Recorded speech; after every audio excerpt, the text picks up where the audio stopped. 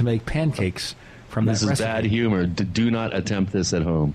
No, this is kind of like this silly joke that the late Soupy Sales once told on TV, where he says, "Hey, kiddies, you go into that big bag that your mommy keeps, and inside there's a little thing called a change purse or a wallet. Open it up, take out all the money, and send it to me." Send it to Uncle Soupy. Yes, and Uncle Soupy got suspended from TV, I think, for that one. Yep. Let's talk about the newsletter. We have a newsletter available if you go to newsletter.theparacast.com, newsletter.theparacast.com. You can sign up for our weekly newsletter, and we don't inundate you with all sorts of crazy sales pitches. You know, it's primarily the newsletter and a few other special announcements. In any case, you had a guest editorial this past week. The title being, "Are UFOs Now Being Taken Seriously?" Do you think they are? I think it's 3 steps forward, 2 steps back. What are the 2 steps back before we get to the 3 steps forward? Well, it's just the whole subject makes, I think, the media in general, each anchor, reporter, local news person, I think that there's still a bit of kind of a nervous giggle and twitch in their demeanor. But I think it's changing, especially in the mainstream media. National and international media, I think, is really starting to step up and look at this and give it a little bit of gravitas. Although I did see a MSNBC, I think, had a English UFO expert on, and they showed what is clearly an insect, a large beetle flying, zipping right across in front of the camera. Of course, it's being misconstrued as a UFO, and I think there's a downside to taking these things seriously as well. If you're looking at something that's obviously an artifact and you take it seriously and present it as the real thing, along with the word extraterrestrial, then I think you're doing as much harm as you are if you belittle the subject. The problem you get there, of course, is people look at it and say, "No, that's fake. Therefore, all UFOs are fake. It can't be ET. This is absurd." Exactly. I mean, it's a damned if you do, damned if you don't scenario, unfortunately. But we're making progress and getting through it. Well, one of the things I think that actually helped was Leslie Kane's book on UFOs, because she had all these former military officials coming in there, contributing chapters, talking about their sightings. And I saw her on TV, and she made a pretty solid presentation, except for the way she was handled at Fox News. Now, Fox News can do weird stuff. And the way the set is situated, it wasn't just her with a backdrop. She was standing, but then it looked like the host and the co-host were on a platform looking down at her. Now, maybe it's because she's short and they are taller people. I don't know. I don't know what Leslie Kane's height is. But she looked totally overwhelmed by these people, and she's doing a great performance, and the questions are pretty reasonable, except they were kind of snarky as they closed off the session. But, you know, it looks like she's looking up at these serious newscasters. And I thought the vibe it created was really bad. Yeah. Well, we're going to have to maybe have our listeners fire off an email or two to Fox News. As if that's going to help. Hey, every little bit helps, you know. In any case here, before we discuss what this week's episode is about, where do you think this is going? Is there enough serious research now, enough cooperation that maybe we can get some headway after all these years? You know, I really think there is, Gene. I think we're starting to find out, I think collectively, that our preconceptions are front-loading, if you will, about what we're dealing with here in terms of the UFO phenomenon and the paranormal in general. I think what we're seeing is that just isn't washing anymore. People are realizing that, hey, we've been saying the same thing about this mystery for so long, and yet we're not really seeming to make any headway. So it's the Ray Stanfords, the Ted Phillips, the Douglas Trumbull and his new multi-million-dollar Hummer that he's outfitted as a mobile UFO research laboratory. I think it's efforts like that in the realm of hard science that are really going to reinvigorate and re-excite people into the actual hard science aspect of this whole phenomenon. I think that's where we're going to be headed, and I think we're actually headed in the right direction if that's the case. It won't be TV shows like The Event. Well, no, I don't think so. Unfortunately, it's. I think the TV shows have been doing more harm than good. Sure, people are more open to the subject, but they're being programmed with, I think, sort of knee-jerk interpretations of what we're dealing with, which may not be accurate, which probably are not accurate. Well, it's still the same problem, which is UFOs equal ET. And we've been saying on the Paracast for 4.5, close to 5 years now, that, okay, maybe it is ET, but we can't dismiss lots of other possibilities. Neighbors, I just want to let you know that our guest last week, Anthony Sanchez, has behaved in a very strange way since that episode. We got a letter from him where he said some sort of devastating event forced him to leave the UFO field. He temporarily closed his site and canceled publication of his book, UFO Highway. The very next day, he decided to change his mind. The book will be available first as an ebook. He's back in the field. Folks, you figure it out. Today's discussion has nothing whatsoever to do with UFOs. Well, we have an investigative associate of mine who I've actually done a bit of work with out in the field in some of the more haunted sites in the Midwest. Michael Esposito is an amazing guy. He's a groundbreaking electronic voice phenomenon expert. He's been examining this whole emerging proto-scientific field of electronic voice phenomenon from a very new and different way. He's very creative with his knowledge and techniques and approaches to capturing what appear to be disembodied voices on electronic media, obviously in an audio recording. We are going to present some of those recordings on this episode of the Paracast with Michael Esposito. Coming up next, our co-host is Chris O'Brien. I'm Gene Steinberg. You're in the Paracast. I think I would have done better with Nicholas Redfern's laughter.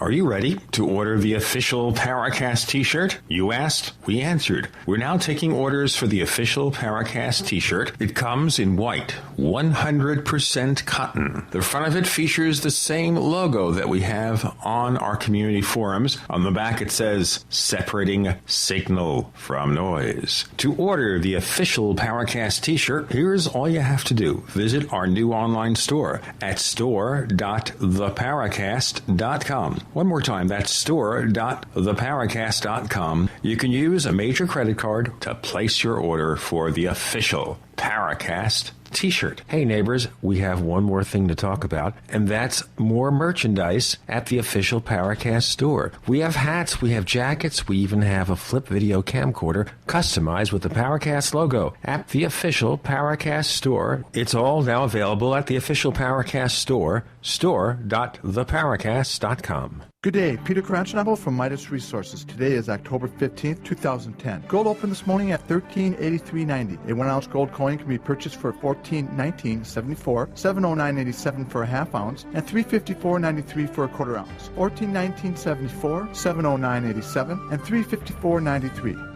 Again, the Congressional Budget Office sounds the alarm, warning of Greek-style U.S. debt crises. CBO is drawing a parallel between U.S. economy and the Greek economic meltdown. Debt to GDP climbing to unfamiliar territory and deficits rising to unsupportable levels. Hi, Ted Anderson. The Federal Debt and Risk of Financial Crises document the CBO has published is a must-read for every American. Covering the risks of deficit spending, aging population, and rising interest rates spells economic disaster. Call today at 800-686-2237. I'll send it free. Again, call 800-686-2237. Ask for the CBO document. Call 800-686-2237.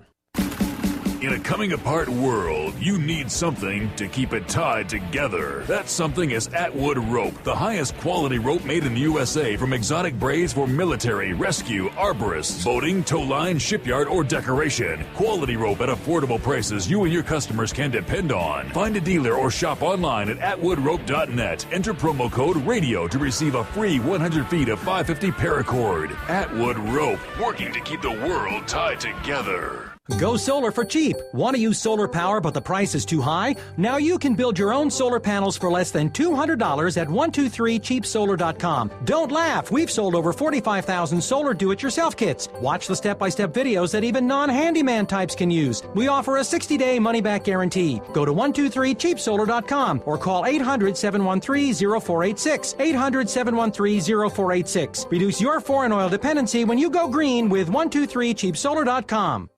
In confusing times, would a simple outlook on health and beauty make sense? If you're tired of taking dry vitamins without noticing any results, then the Bogdana Nutritional Formula is for you. Easy to take and absorb. The absorption of liquids is 98% in comparison to only 20% for dry vitamins. For the past 25 years, Bogdana Rejuvenating Nutritional Formula has been proven to get results. Detox, nourish, and rejuvenate your body with this one-of-a-kind supplement that contains 150 natural and organic nutrients. And a 1-month supply is less than $1 per day. Take charge of your health and feel the difference with Bogdana Liquid Vitamins or your money back. Go to BOGDANA liquidvitamins.com or call 1-800-234-5608. That's BogdanaLiquidVitamins.com or call 800-234-5608. Give your body what it needs and it will perform miracles in return. For inner health and outer beauty, feel the difference with Bogdana Liquid Vitamins today. Bringing you the best in alternative talk radio for over 10 years. GCN. Great talk radio starts here. Well, I hope somebody listens.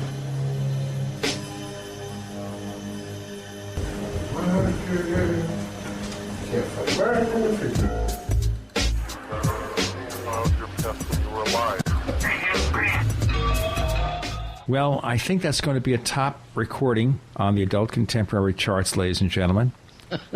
I'm Gene Steinberg. You're in the Paracast. Our guest is Michael Esposito, and we're here to talk about EVP, which is not a drug that you take. You know, one of the ones that you see on TV where if you take EVP, what's going to happen is if you basically don't follow the requirements, you're going to suffer from 26,000 different side effects. What is EVP, Michael? Well, I always recommend if people start doing EVP and they start seeing green to discontinue usage immediately. EVP, or electronic voice phenomena, is a phenomena that has been noticed ever since we've had the ability to record human voice. It's recording voices of unknown origin or sounds of unknown origin. Some people claim that these sounds are from extraterrestrial in nature, and some people feel that these sounds are from voices from the dead, either something in a residual mode that was something spoken a long time ago and somehow captured in the atmosphere or in porous objects and regenerated somehow, or actual interactive voices with disembodied individuals. Now, how was this discovered? Actually, the first occurrence I have found of it being discovered was a individual, Vladimir Borgosas, who was part of a joint U.S. and Russian expedition to the northern regions of Alaska and Siberia. It was sort of an ethnographic expedition to record shaman and other indigenous peoples of Siberia, including the Chukchi and other tribes, and their folk song and things like that. Vladimir Borgosas was recording a Chukchi shaman in his tent alone, who was doing a particular incantation for communicating with the dead, and on his Edison wax cylinder recorder in 1901 captured voices in Russian and in English from individuals that weren't there or anyone near there at the time. Did you actually hear the voices that were being recorded, or did you listen later and hear things that didn't manifest themselves physically? Well, Vladimir claimed when he came out with it a few years later that he didn't hear any of the voices at the time, but on playback of the wax cylinders, he was able to hear them. The actual cylinders themselves are kept in Indiana University in Bloomington, Indiana, in their cultural and ethnic music department. They have a great antique collection. But digital audio tapes of these recordings are also kept at the Museum of Natural Science in Washington. I was able to get copies of these after about 2 years of trying. They're really closely held. And I did find the recordings, and I did play them, and I was able to hear the voices that Vladimir claimed to have caught. Since then, there's been many, many instances during the 30s, the late 30s especially, and 40s, 50s with a well-known figure, Friedrich Jürgensen, who was an opera singer, a papal artist, and an archaeologist who worked really closely with the Vatican, was recording for birdsong in his backyard and captured voices and captured voices of his mother calling him young Friedel, which was she was the only person that actually used that term for him. From that point, he ended up on some television shows and pretty famous in Sweden and throughout Europe. And electronic voice phenomena started to become known, more popular. Konstantin Rodive found out about his work and went and met Jürgensen and started his own research.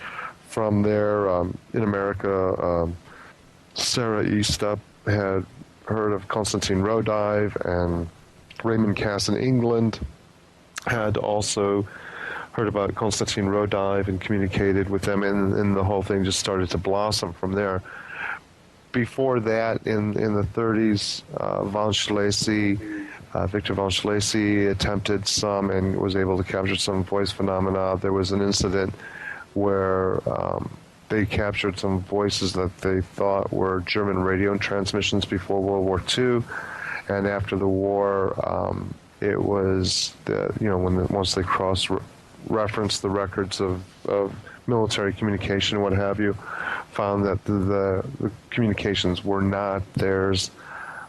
And prior to 1901, even, I'd like to point out, I think it's fairly relevant that there were what I would deem not so much instrumental transcommunication ITC, but actually EVP, where a ship just off the site where the Titanic went down, a few years after the Titanic went down, actually was able to capture Morse code SOS transmissions from the Titanic and log them.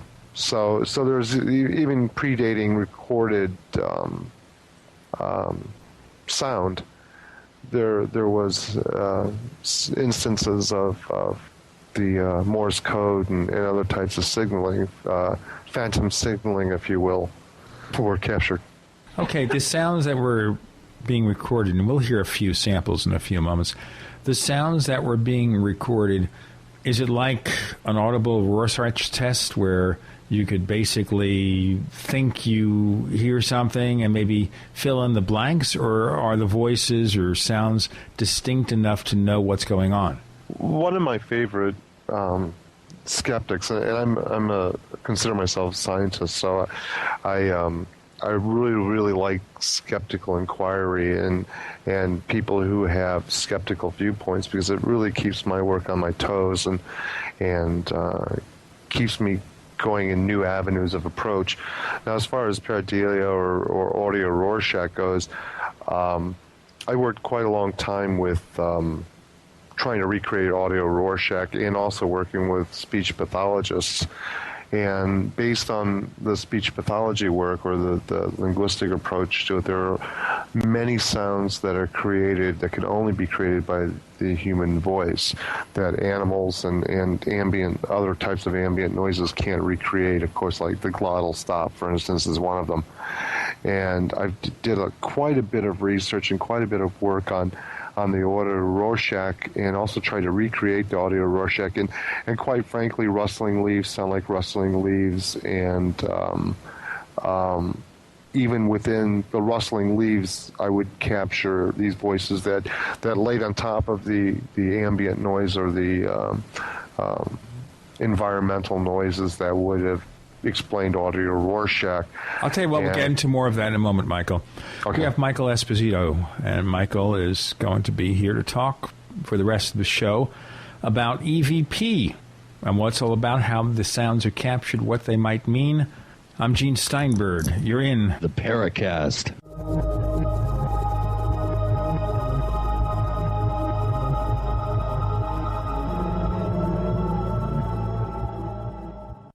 Okay, neighbors, here's the problem. Face-to-face business meetings with clients and colleagues are always going to be important. But business travel is a hassle, and it's often a complete waste of money. Well, here's a solution for you. Do more, travel less with GoToMeeting.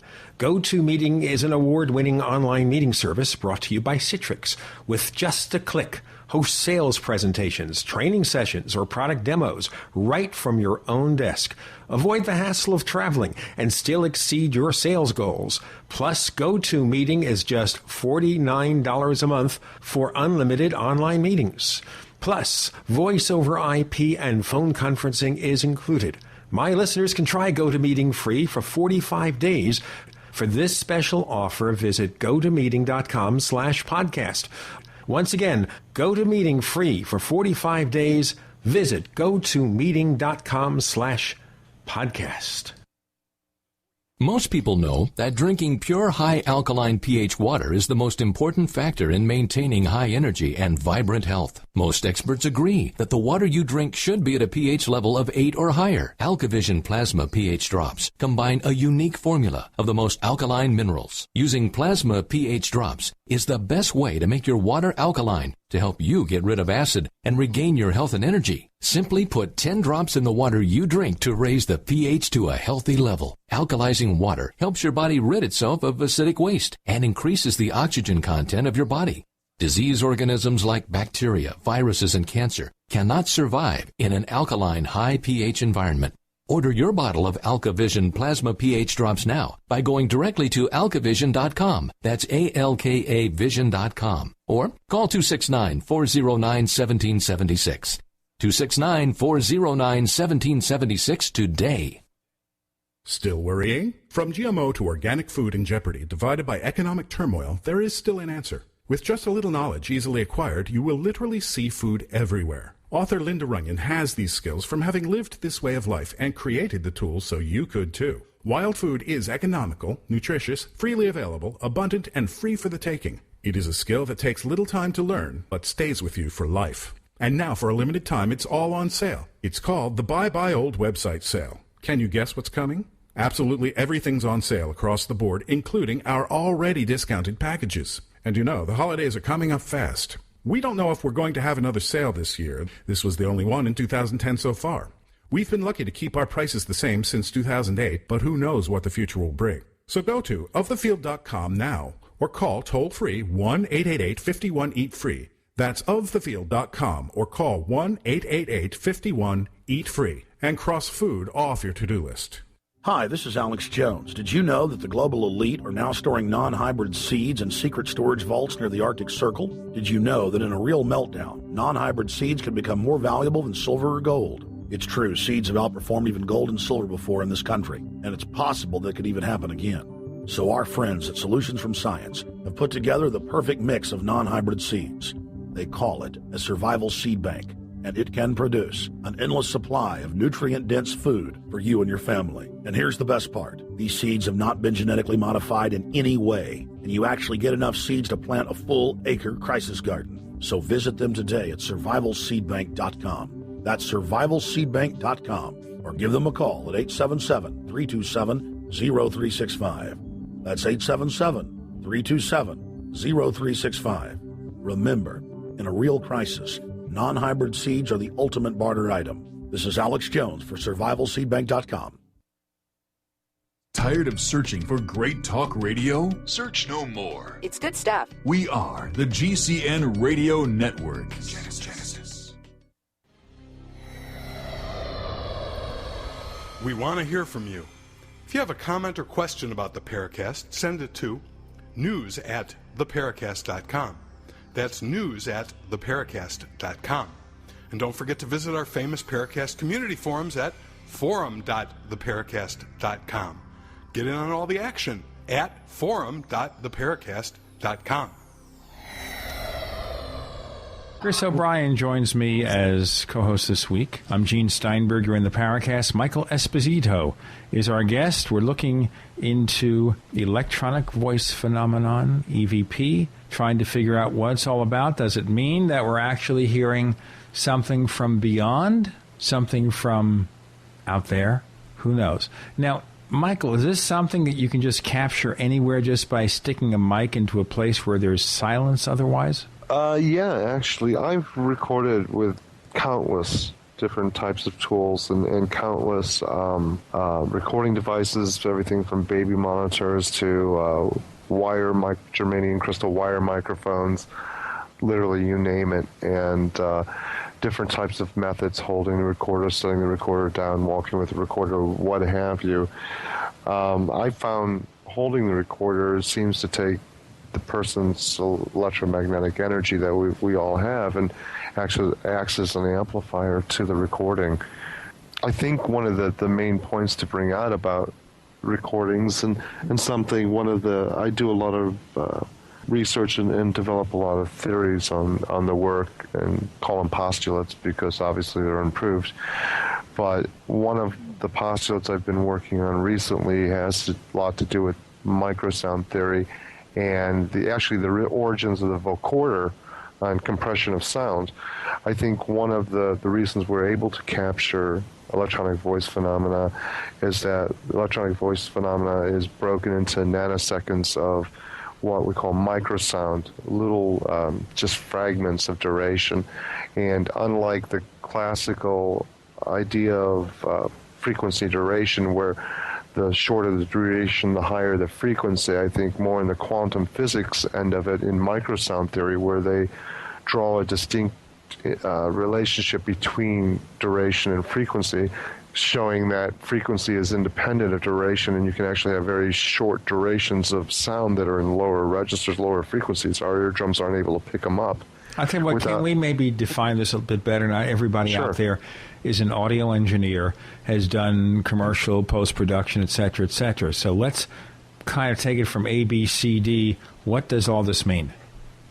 Yeah, basically, and again, let me just stipulate this is just a theory that I'm working on, but we create sound through our diaphragm, pushing air up and creating pressure through our vocal cords and forming a sort of audio compression of that sound through our larynx and using our mouth and teeth, tongue, palate, what have you, and creating a compression of that sound that is able to be picked up by eardrums and diaphragms and microphones and stuff. Once we die, that energy, that very same energy that creates speech, retains the persistence of memory to create speech, although we don't have the faculties to do it anymore.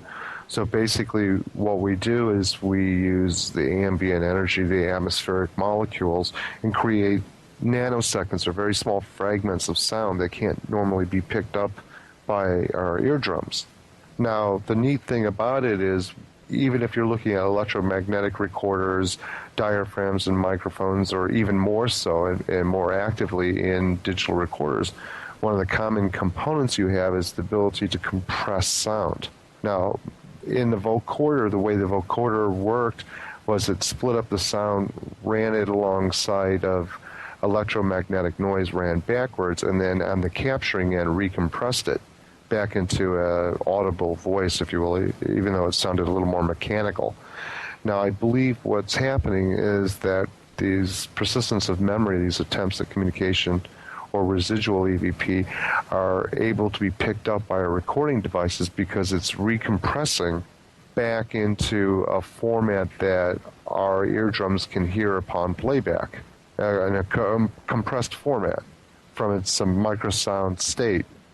Okay. Chris, you want to pick up on this and explore it further? Well, I think first of all, we are suspending our disbelief here when it comes to the actual disembodied voices aspect of this. Obviously, we haven't really proven scientifically that any sort of disincarnate or disembodied intelligence or sentience out there has the ability to communicate with sound without those mechanical devices that we all share, which is the diaphragm and the throat and the voice box and the various organs and parts that Michael listed out. So this is a theory that you've developed, in other words, which takes that leap and says, well, with persistence of memory, we do have somehow the ability to produce vocalizations, even though we don't have the apparatus to do that. Maybe you want to get into that a little deeper. What sort of evidence do we have to suggest that this is accurate? Well, one of the things we can look at is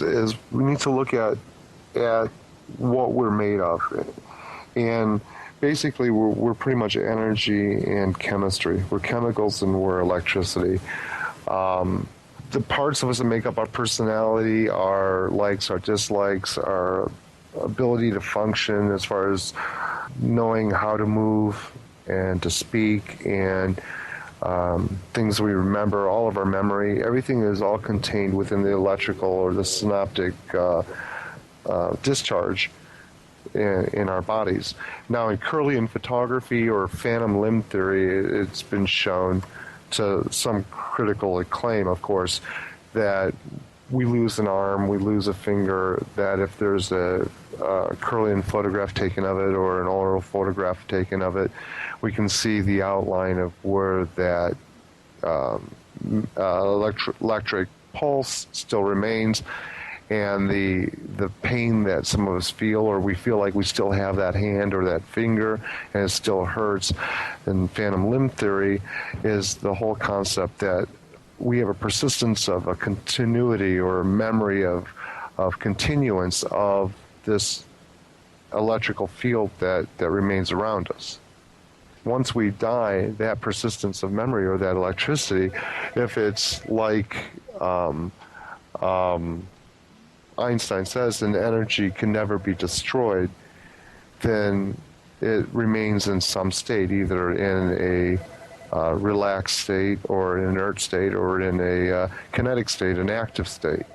So if that persistence of memory exists through the electrical energy that we carry with us in our life and then that is released upon our death, then it should be remaining constant, that it should be able to carry the impulses and the memory of speaking as well as personal memories and personality from when we were alive. I think Edison actually alluded to that persistence of memory in Scientific American Journal. Why don't we have more EVP? Is it because people just aren't hearing it and it's there, or is there some sort of quality of emotional quality in the persistence of memory that is just enough to keep this this sentient, self-aware sense alive in our everyday world, even though it's passed on? What do you think the actual elements are that allow for these this intelligence to be there in the first place? I mean, in terms of its agenda. I mean, some people pass over and they're never heard from again. Why do we hear from the ones that we do hear from? And before you actually answer that question, let's hold that thought for a moment. And a reminder, everybody, we're talking about EVP with Michael Esposito this week on the Paracast. If you want to express your viewpoints, positive, negative, or somewhere in between, go to forum.paracast.com. That's forum.paracast.com. You just sign up in a couple of minutes, and then you're ready to participate. You can also write to us directly, news@theparacast.com. That's news@theparacast.com. The co-host this week is Christopher O'Brien, who has worked with Michael on some of these things, which we'll learn about as we progress. I'm Gene Steinberg. You're in the Paracast.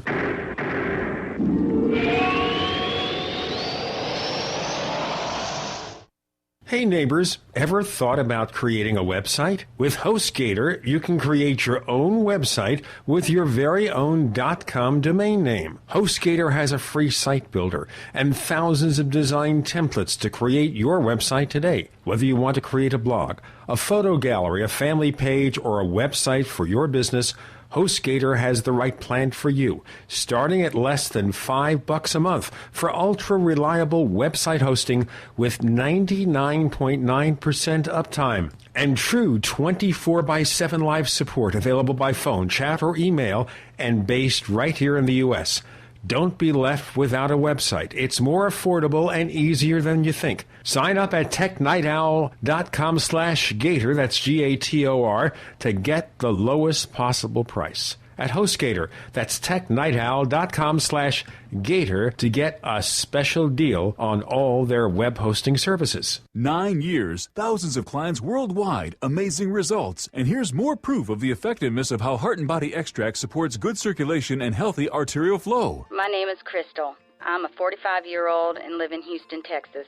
I was diagnosed with having mitral valve prolapse 10 years ago. My cardiologist said surgery and drugs was the only thing he could offer me. What did Crystal do? I ordered Heart and Body Extract in August 2006. When I first took my first 15 drops, I embraced the formula and could even feel the goodness of the formula starting to work. Clean, clear arteries are happy arteries after using Heart and Body Extract. Learn more at hbextract.com or call 866-295-5305. That's hbextract.com or call 866-295-5305. HB Extract comes with a 100% ironclad money-back guarantee. Details at hbextract.com or call 866-295-5305 for Heart and Body Extract.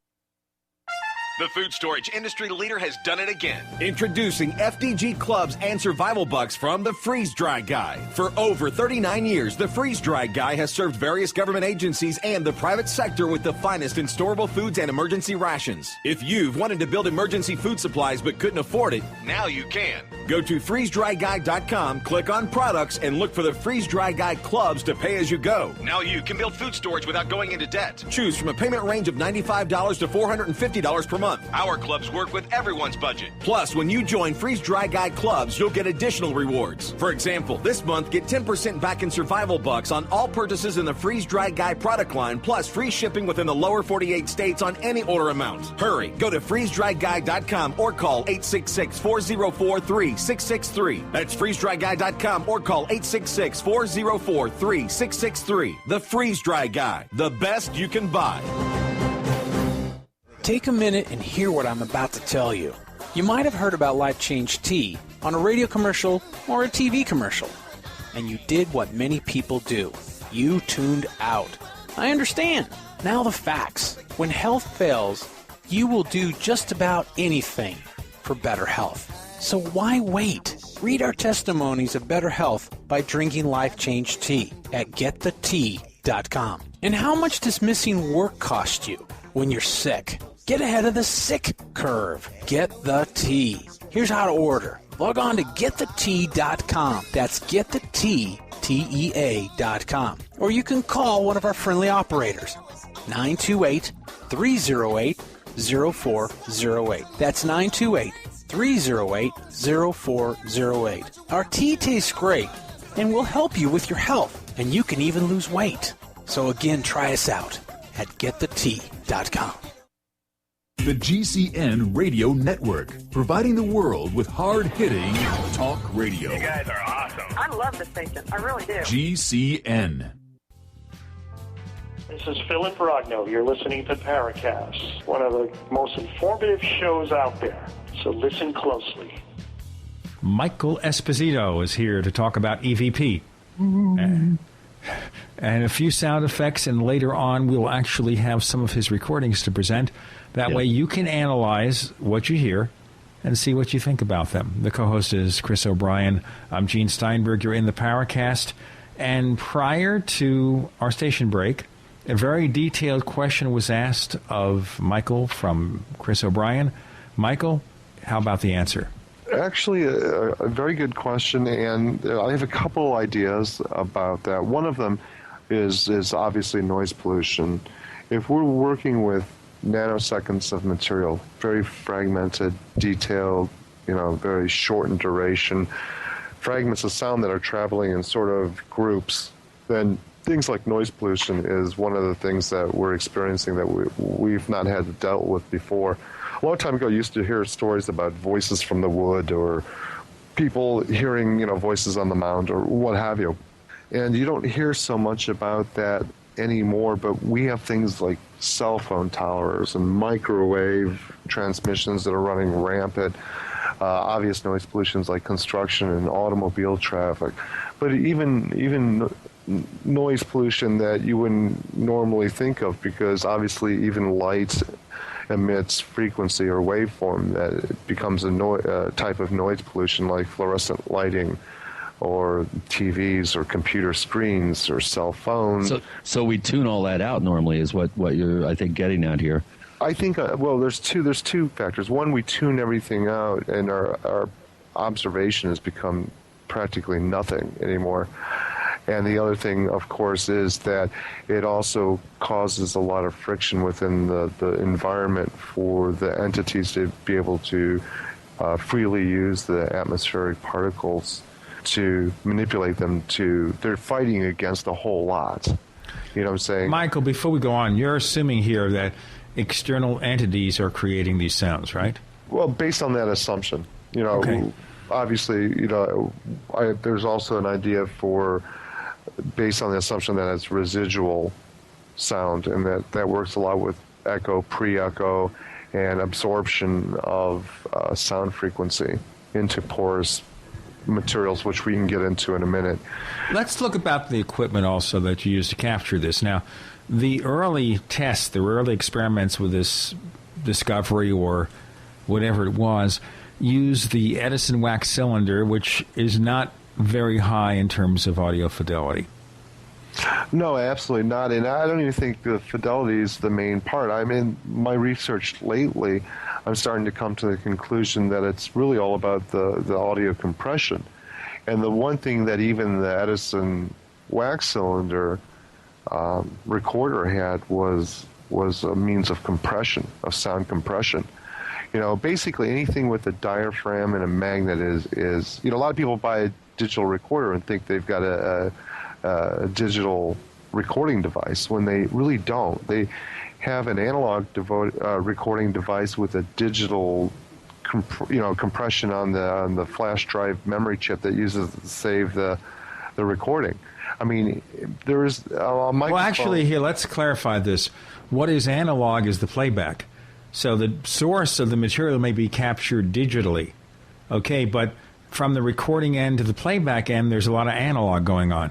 Well, yeah, but actually what I'm referring to more so is the construction of the microphone. Even in a digital recorder, the microphone's got is basically analog in the fact that it has a diaphragm. Anything that pulls from a diaphragm or even an electromagnetic pull from the magnet in the microphone is actually analog. Okay, so basically here, you capture it with an analog capturing system such as a microphone. You're playing it back through a headset or a loudspeaker system. Again, it's analog. But all the processing of the signal can be otherwise digital. Right. That's irrelevant. The processing it's already captured. Remember, we're talking about the capture of the phenomena. Once you get to the point where you're processing it, you may not want any further compression because it's already been imprinted on the flash drive on your digital recorder or magnetic tape on your analog tape players or open reel tape players or what have you. But once it's captured, you may not want any further compression to it. But upon capturing it, that's where your compression comes in. Obviously, once you capture it from the atmosphere, what you're looking for is that compression to actually reconstitute it, if you will. Like the recording of a vocoder. Okay, but if you're using just a plain old cassette recorder, where it's analog through and through, is that any better or worse or what? Again, I think that the nice thing about digital recorders is they got a higher compression rate than electromagnetic tape. Electromagnetic tape is nice. Yeah, but you know what? You don't have to compress anything with a digital recording. You can do it lossless. Now, the original recording of this show, before it actually goes out on the air, is lossless. Okay, it's captured 100% fidelity to the original signal. Then, of course, in the broadcasting stage, of course, they compress it. In our podcast version of the show, of course, it's very heavily compressed. Right, but even in a lossless recording, and this is I guess you got to compress it just to record it. Right. Regardless, even if it's lossless, that's a finer point. That doesn't mean it's not compressed because it's still compressed. And basically, the frequency range is going to be restricted. The signal-to-noise ratio, the ratio between the signal and the background noise, is going to be present, even though it may be minimal. Exactly, and the other thing I want to point out about that too is that people need to realize that we're kind of anti-audio engineers. In other words, we're the opposite. What our signal is what a typical audio engineer's noise is, and vice versa. What's noise to us is the typical signal that the audio engineer is Okay, so you're for. saying here basically these EVP effects are heard within the background noise. I mean, when you listen to the playback, do you hear it plain as day, or do you have to actually raise the level of the background noise to separate what's happening? A lot of times, yeah, it's all in the hiss. Exactly, you're absolutely right. And what it is hiss removal. You gotta. When I clean my EVPs, I handle very gingerly because hiss removal is where a lot of the bulk of the actual signal's at. Not all of it. And some of the ones you'll hear today, they're very, very clear. You say, well, that's not hiss. No, but a lot of the qualities that give it that human sound, that emotion. One of the reasons that EVP is such a phenomenal source of evidence versus photographs or even video film or what have you is the fact that the amount of information you get from audio is greater than anything you could ever see. You can get emotions. You can tell if it's a female, a male. You can tell where they're from, their socioeconomic status. You can tell things about their personality. You may even be able to relate to a lot of them just on the sound of their voice. The connection you get with a piece of audio evidence is far stronger and far greater than anything that you could ever get visually. Well, all I know is when I went into my initial investigations with Michael, I was not by any stretch a ghost hunter by literal definition. I was very intrigued with the location-specific, aspect of hauntings and residual type, entities, if you will. And so when I went into my work with Michael early on as a videographer, I was pretty skeptical about EVPs. I thought maybe, like we discussed earlier, it was pareidolia. Is that how you say it, Michael? Pareidolia? Mm-hmm. Yeah. Like seeing faces in clouds. I thought it was an audio form of that. But being there on site and having some of these incredible recordings being taken right with me in the room and then listening back to them later, hearing voices literally answering questions or actually showing up in terms of the timeline in answering questions before the question was even asked. That's when I started to really get a sense that there was something to this. And Michael, why don't we go through and start talking about some of your early work in the field and how your thinking has progressed from when you first started out to where you're at today, because you've been all over the world. Literally doing EVP investigations and haunting investigations. What have you learned in all this time, and how did you start out, and where are you now? I'll tell you what, before we get to the answer of what you learned, how you got started in this sort of research, let me remind you that we have Michael Esposito, an EVP expert, if there is such a thing as an EVP expert. We'll be hearing some of his sounds in the next hour of the Paracast. Our co-host is Chris O'Brien. I'm Gene Steinberg. You're in the Paracast.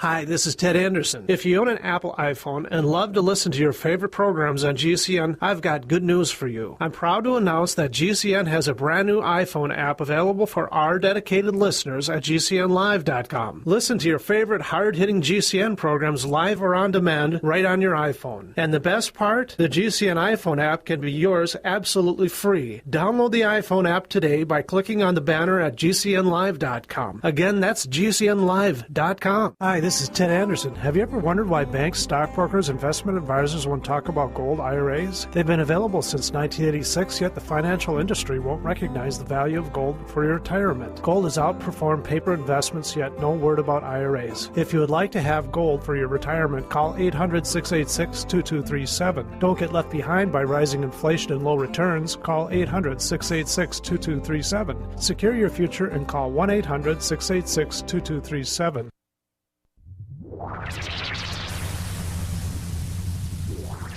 Welcome back to the Paracast, the gold standard of paranormal radio.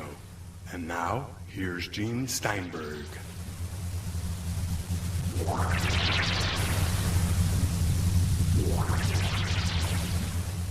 We return with hour number 2 of the Paracast this week. I'm Gene Steinberg. The co-host is Chris O'Brien. The guest, Michael Esposito. And we've been talking about EVP. And in our last question before we broke, Michael was asked about how he got into this research. So tell us the story. Well, actually, I was building computers. I was modifying and building mid-tower computers, some crazy stuff, and I was building a studio computer with a 36-channel German Teratech mixer. Okay, this was an audio-style computer for studio work. Okay. Yeah, exactly. And I started working with modifying it and trying to do some interesting things with it, and I ran into the work of extreme frequencies and, ELF and ultrasonic frequencies, and also the work with experimental music and then electronic voice phenomena. Experimental musicians tend to really have an affinity for electronic voice phenomena as a phenomena because of the work they do in extreme frequency ranges, multiple frequency ranges, and audio anomalies. So as I grew up, my mother had an affinity to the paranormal, and I remember, hearing ghost stories as I was a kid about a local haunting, long summer nights and stuff. So I had sort of an affinity to the paranormal anyway. But here was a way that my ideas of quantum physics and experimental music and the research I was doing as not only a scientist but a technician building the highly modified computers and stuff all really fit into one place. It really became a sort of the road. It was the road I was meant to travel. And then once I started testing it and doing some recordings, and I started capturing examples of electronic voice phenomenon, I was hooked. I mean, I think that's one thing you'll find is when you start doing this type of research and you start capturing voices on your own, you're hooked. I mean, there's just no going back. What is your professional background? That's not your day job, I hope. No, actually, I'm sitting here at the Chicago Board of Trade in Chicago, Illinois. I'm a commodity broker, a systems specialist, work on trade systems, help people backtest them, modify them, evaluate them, and sell them to clients so they can use systematic trading or systemic trading to trade commodities. My background is my undergraduate work, got a bachelor's in public relations, one in political science, a couple masters in communication theory, studied at American University, Cairo, Egypt, University of Notre Dame, Purdue University, Governor State University, master's communication theory in Illinois. Most of my formal education is based on communication theory and communication technique. And actually, my family history, I'm an ancestor of Alfred Vail, who invented the Morse code and some telegraph keys with his partner, Samuel Morse, sent the first Morse code transmission. And his nephew, Theodore Vail, was the president of AT&T up until World War I. And basically, so I come from a long line of communication researchers, if you will. Okay, so you set up this system, and how did you go about capturing EVP? Well, I started out just typically with a variety of different recorders and stuff, and started to take the recordings that I made, and I dropped them onto a computer, and I ran them through some of my fancier software and stuff that I had put on my computer and tweaked up a bit. Now, the software that you're using, is it strictly audio capturing software, or is there something there that manipulates the sound, mixes it, compresses it, something like that? No, there is. It's more sophisticated than that. It's actually, I use Adobe Audition. When I first started doing the recordings, I found a group that was an actual, this was back when Adobe Audition 1.0 was originally out there, and they had given us the beta testing on it. So a lot of the things that we developed for them that came out in the 3.0 was actually things that we wanted as EVP researchers, and actually showed up some of the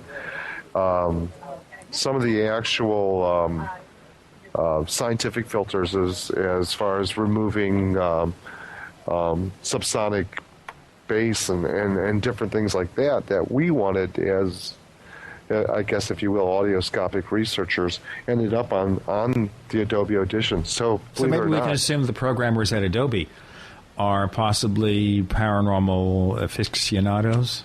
It's possible. I'm still not really sure all that came through like that, but actually I don't think people would realize when they bought the new Adobe Audition that a lot of the plugins, a lot of the things that we had them add on were actually based in paranormal research. This is a Windows-only product. The only Mac version of Adobe audio software is Soundbooth. Unfortunately, and I don't think it's the same program at all. It's close, but it's very different, and that's a shame too, because I've always dying to get into Mac and go into Mac, because Mac's got a lot of great features as well. But my favorite software is a PC based. Unfortunately, okay. So, in terms of microphones, what kind of microphone did you use? It depends. Again, I use everything from, I picked up harmonica microphones or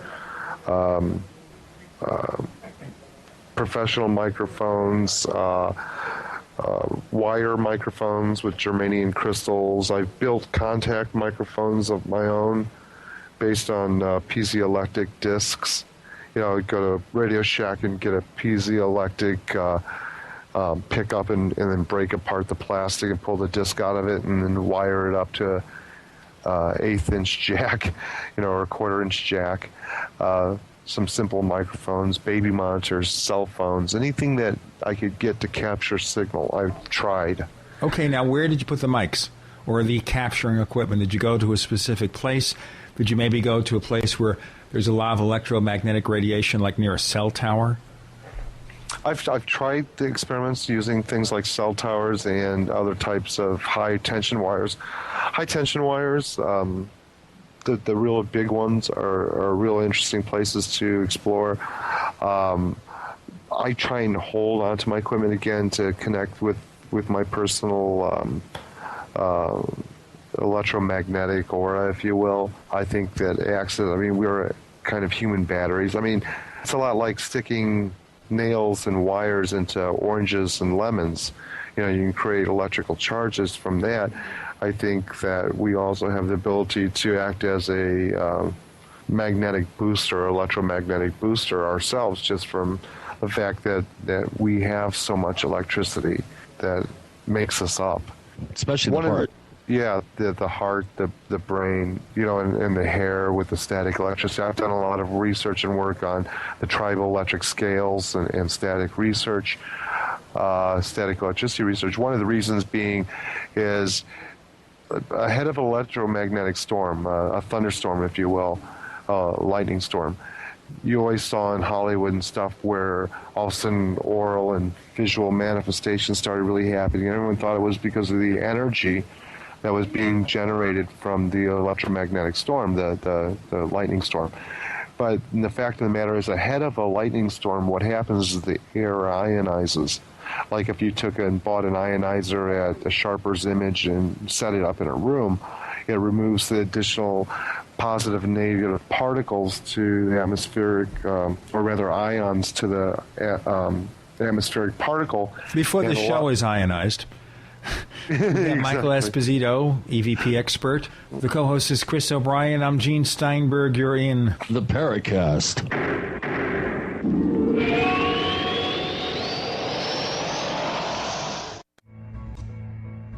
there a secret UFO agenda?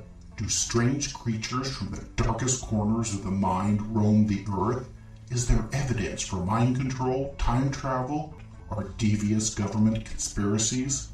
Find out the inside scoop on the latest conspiracies, paranormal activity, and Fortean phenomena when you subscribe to Tim Beckley's Conspiracy Journal. It's jam-packed with stories, special book and DVD promotions, and the best news, it's absolutely free, sent right to your mailbox. Plus, a bonus free email newsletter sent out every Friday. Simply send an email with your name and address to Mr. UFO at webtv.net. That's Mr. UFO at webtv.net. Find out what they don't want you to know.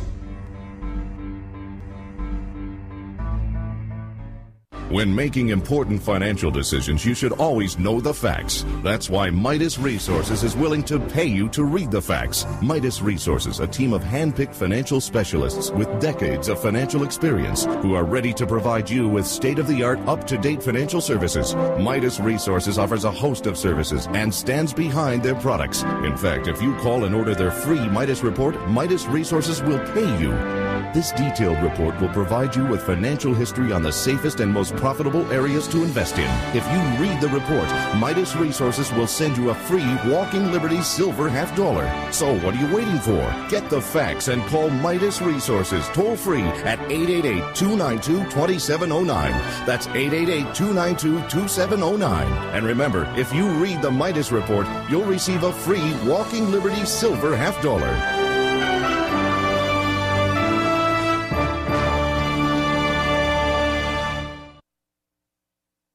Where have all the military surplus stores gone? Don't worry, you don't need one, because everything you need at military surplus is at mainemilitary.com. That's M-A-I-N-E military.com, one of the last surviving true military surplus stores in the country. Go online now to mainemilitary.com and discover a source for hard-to-find surplus items at true surplus prices. Surplus gun cleaning kits as low as $2.99. Complete chemical suits as low as $11.99. See our huge selection of gas masks, filters, and accessories. Finish at M10 gas masks are 3 for $30, and Swiss filters are 3 for $12. Searching for Strike Anywhere matches? MainMilitary.com has them, plus a whole new product line of survival and first aid kits and lots more. Get free shipping on orders over $50 only at MainMilitary.com. That's M-A-I-N-E military.com, or call 877-608-0179, 877-608-0179. MainMilitary.com, the main name in military supply. Take a minute and hear what I'm about to tell you. You might have heard about Life Change Tea on a radio commercial or a TV commercial, and you did what many people do. You tuned out. I understand. Now the facts. When health fails, you will do just about anything for better health. So why wait? Read our testimonies of better health by drinking Life Change Tea at getthetea.com. And how much does missing work cost you when you're sick? Get ahead of the sick curve. Get the tea. Here's how to order. Log on to getthetea.com. That's getthetea.com. Or you can call one of our friendly operators. 928-308-0408. That's 928-308-0408. Our tea tastes great and will help you with your health. And you can even lose weight. So again, try us out at getthetea.com. Tired of searching for great talk radio? Search no more. I'm told that it has everything. We are the GCN Radio Network.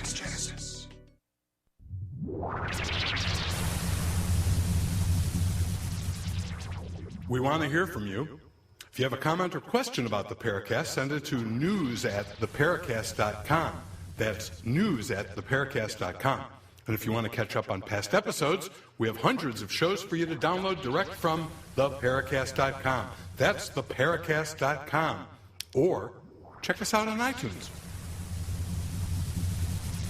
Michael Esposito is the guest. Chris O'Brien is the co-host. I'm Gene Steinberg. You're in the Paracast. We're looking at EVP, electromagnetic voice phenomenon. We call it electromagnetic because it happens when electromagnetic radiation is at its highest? Well, what I was describing was the reduction or the ionization or neutralizing of atmospheric particles to allow free form of atmospheric particles. Static electricity comes about because atmospheric particle picks up additional negative or positively charged ion, and it starts with a magnetic pull. When the motes of dust run across certain materials, such as old wood and windows, one has a tendency to produce a positive and one has a tendency to produce a negative ion to add to that particle as the mote of dust runs across it.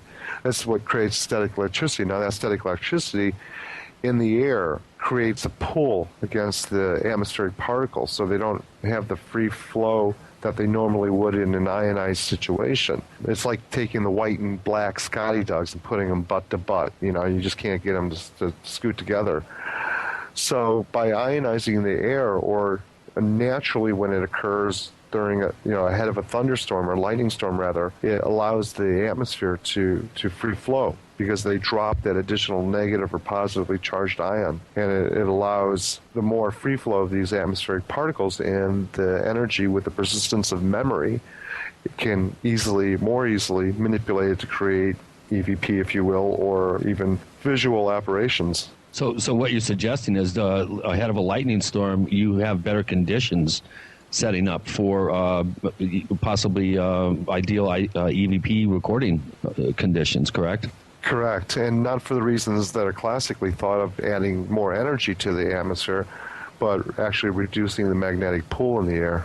What were some of the early investigations that really out in the field where you really knew that you had stumbled on a pretty intriguing mystery, a scientific mystery? Why don't you give us some ideas of some of your early investigative work? One of my really early cases that I really like was the Sally House, and I think we have some of those EVPs from that particular investigation. Now, what happened to this investigation, and I'm the kind of guy who likes to do things differently and try things differently than what's normally done. Back then when I started, it was classic to do 15-minute EVP sessions and then stop, and then do 15 and stop, and blah, blah, blah. Myself, I thought it'd be a great idea if I'm going to sneak in a recorder and just play it the whole time, just record everything and not let anybody know that I had the recorder going. During the 15-minute exercise, we got nothing at all. And it was just like they knew we were recording and they were being really quiet.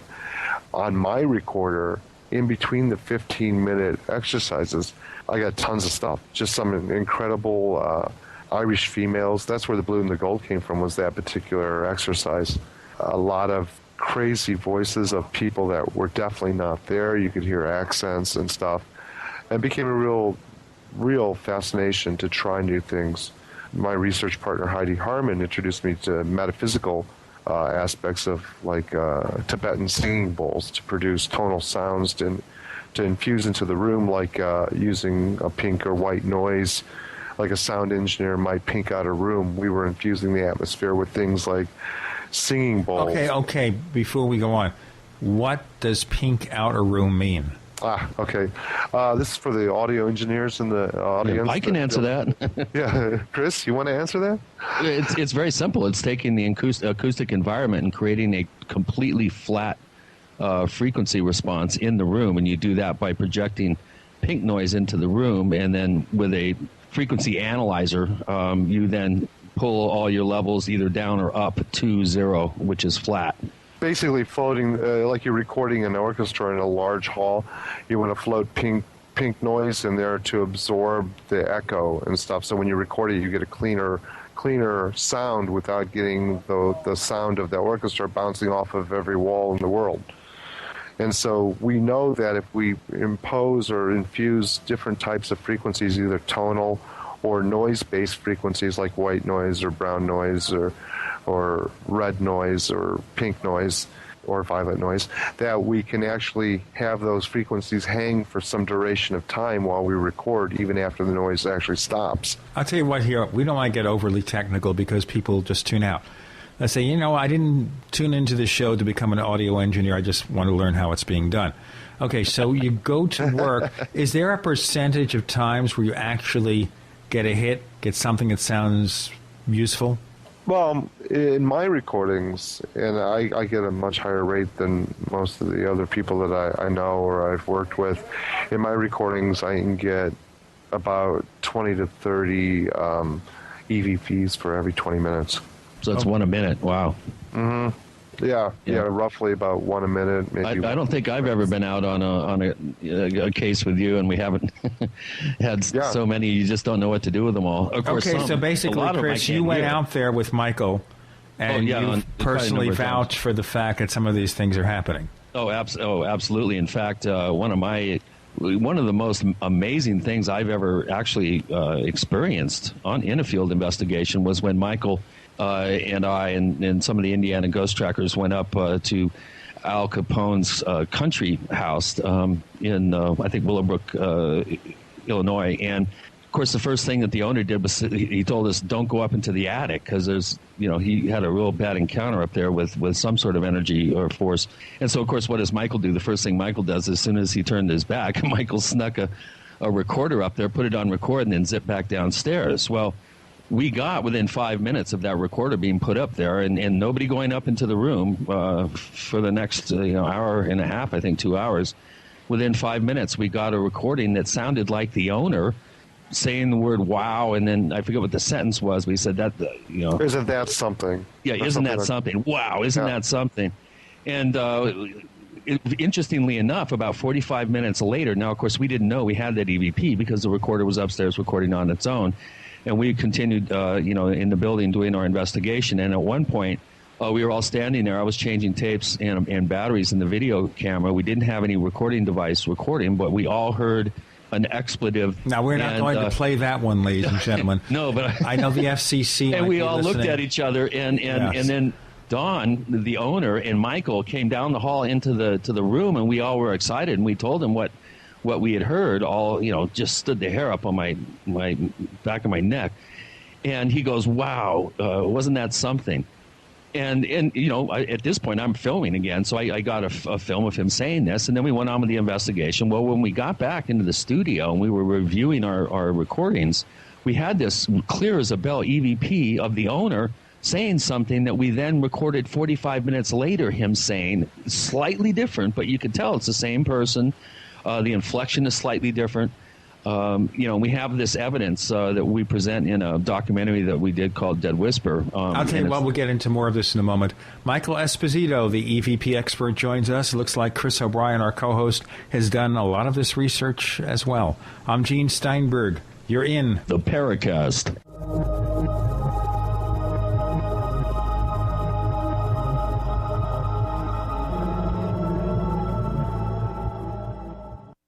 Ray Perkins, a reclusive veteran burned out from the Gulf War, lives tortured by relentless, perplexing nightmares.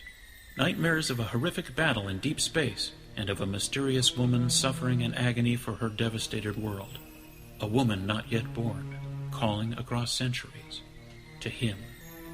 Then, a coincidence leads him to his destiny, his chance to alter the universe. Attack of the Rockoids. The former fiction editor for Star Wars and Indiana Jones, Robert Simpson, writes, "The soul of the novel Attack of the Rockoids lies in its heart and passion for building a convincing tale of a love that spans the galaxy. A thrilling story. Attack of the Rockoids is available now. Read a sample chapter and get a special discount off of the cover price at our website, rockoids.com. That's ROCKOIDS.com. Attack of the Rockoids, a novel in the grand science fiction tradition.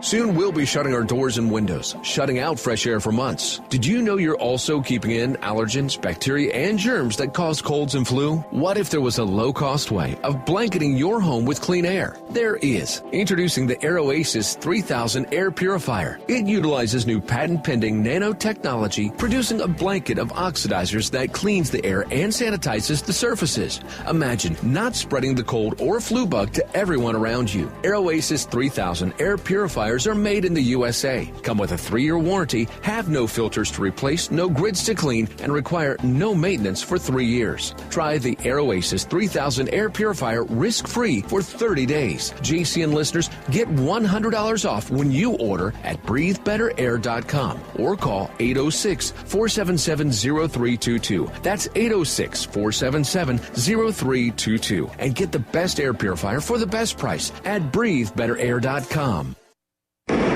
Hi, I'm Mark Craighead, founder of Crossbreed Holsters. I designed our top-selling holster, the Super Tuck Deluxe, to solve the problems of being poked, pinched, and gouged while carrying concealed. The Super Tuck Deluxe is the most comfortable, most concealable holster on the market today. We offer a 2-week free trial and a lifetime warranty. Visit us at crossbreedholsters.com. Don't forget, crossbreedholsters.com. Go solar for cheap. Want to use solar power but the price is too high? Now you can build your own solar panels for less than $200 at 123cheapsolar.com. Don't laugh. We've sold over 45,000 solar do-it-yourself kits. Watch the step-by-step videos that even non-handyman types can use. We offer a 60-day money-back guarantee. Go to 123cheapsolar.com or call 800-713-0486. 800-713-0486. Reduce your foreign oil dependency when you go green with 123cheapsolar.com. Are you concerned about dropping or losing your cell phone? Are you tired of dealing with cell phone clips or holsters? Then this message is for you. Introducing Clip Hanger, the best and most affordable cell phone holder on the market, made to keep your phone secure and accessible. Clip Hanger works with all cell phones, including the iPhone, Droid, BlackBerry, and even iPods. When attached to a pant loop, Clip Hanger won't poke when you sit down. And for women, Clip Hanger easily attaches to any purse strap. Carry a phone in your pocket? Simply use one finger to pull it out with Clip Hanger. Clip Hanger is thin and simple, has a 1-year warranty against breakage, and prices start at only $10.95. With your Clip Hanger purchase, we'll also send you the auto hook for your car and ship everything to you absolutely free. See the amazing Clip Hanger and the Clip Hanger Lite with its built-in LED flashlight at myphoneclip.com. To order, call 801-719-2680. That's 801-719-2680. Or visit myphoneclip.com to get your Clip Hanger today. On air, online, and on demand. They say we offer simple answers to complex problems. We are the GCN Radio Network. You're in the Paracast. You never know what's going to happen next.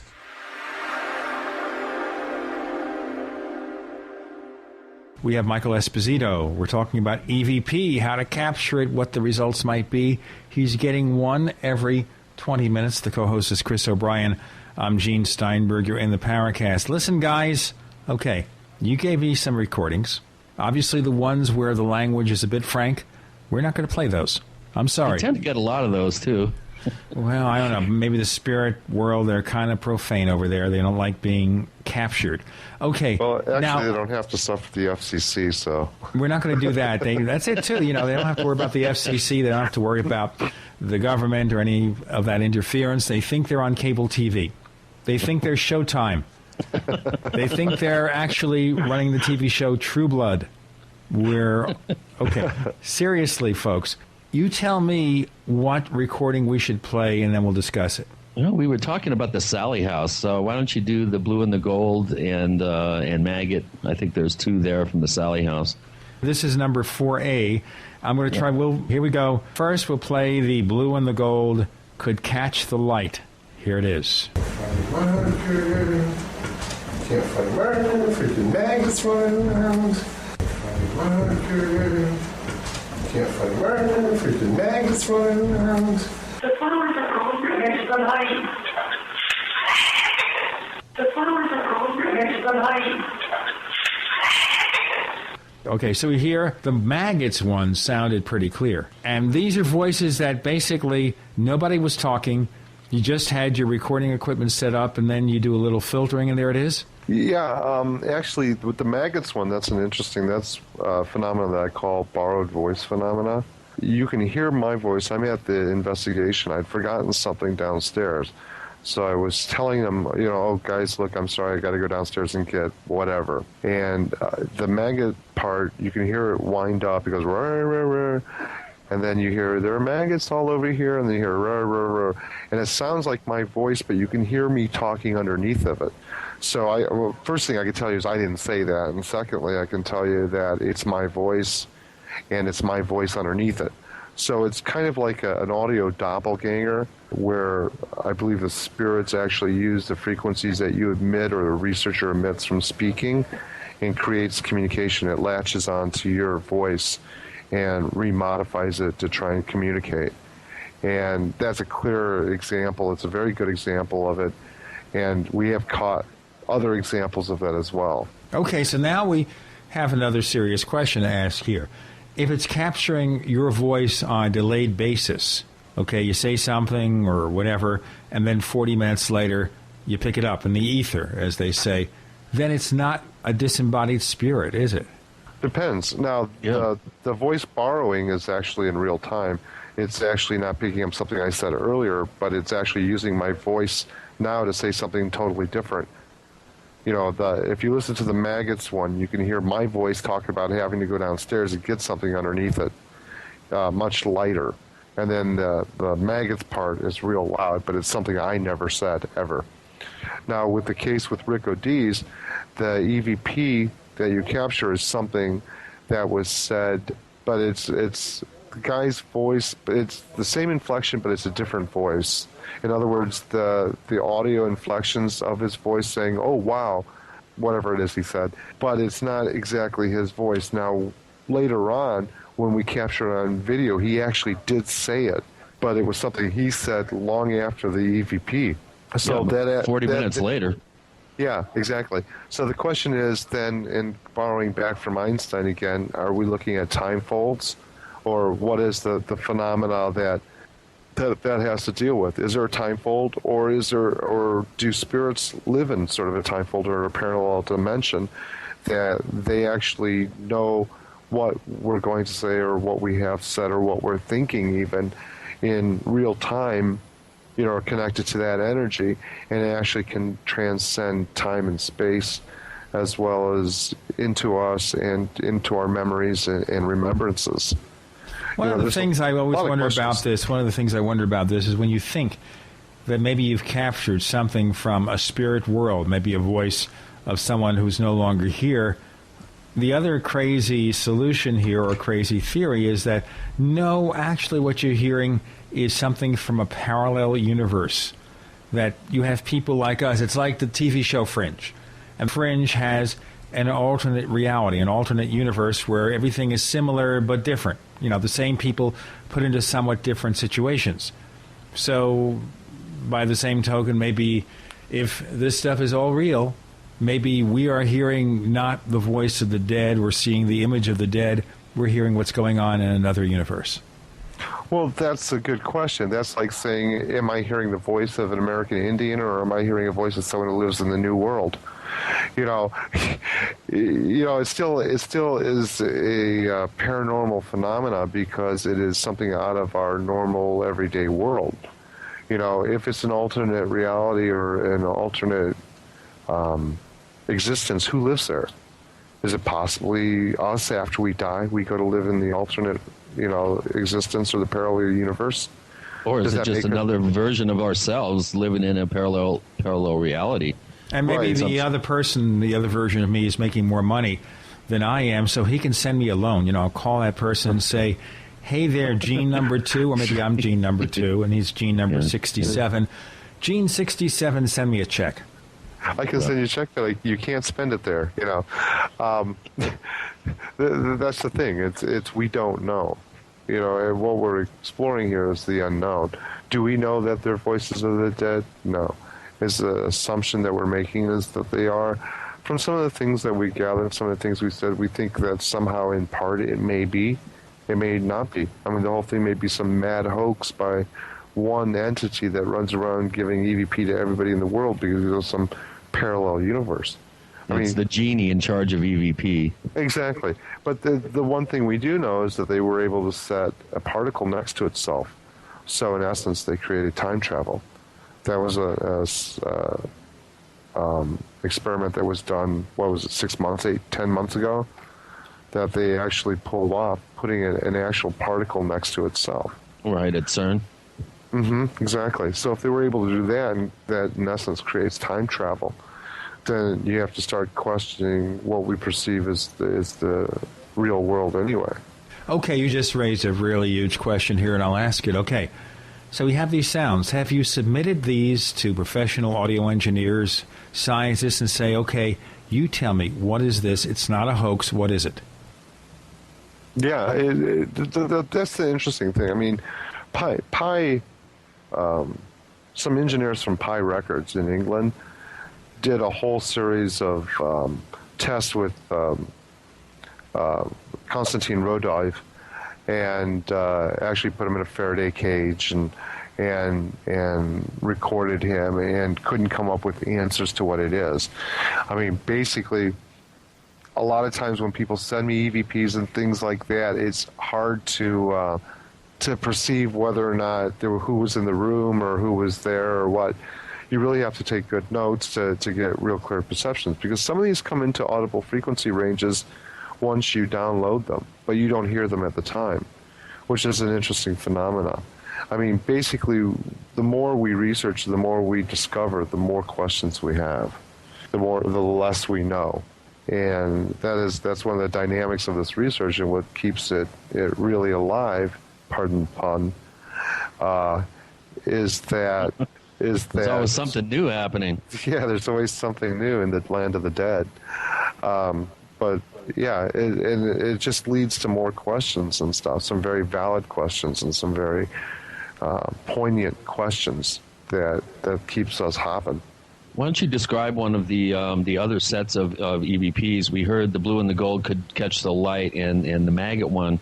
What about the Luann's Farm, or I'm trying to remember the other one, the one with Michael in it, was a set. Okay, yeah, the set. Let's do that when we begin the next section here. Check us out on our site, Paracast.com, Paracast.com. Join our message boards. Contact us via email. Check it out. We have Michael Esposito, EVP expert, hobbyist, whatever it is. Chris O'Brien's the co-host. I'm Gene Steinberg. You're in the Paracast.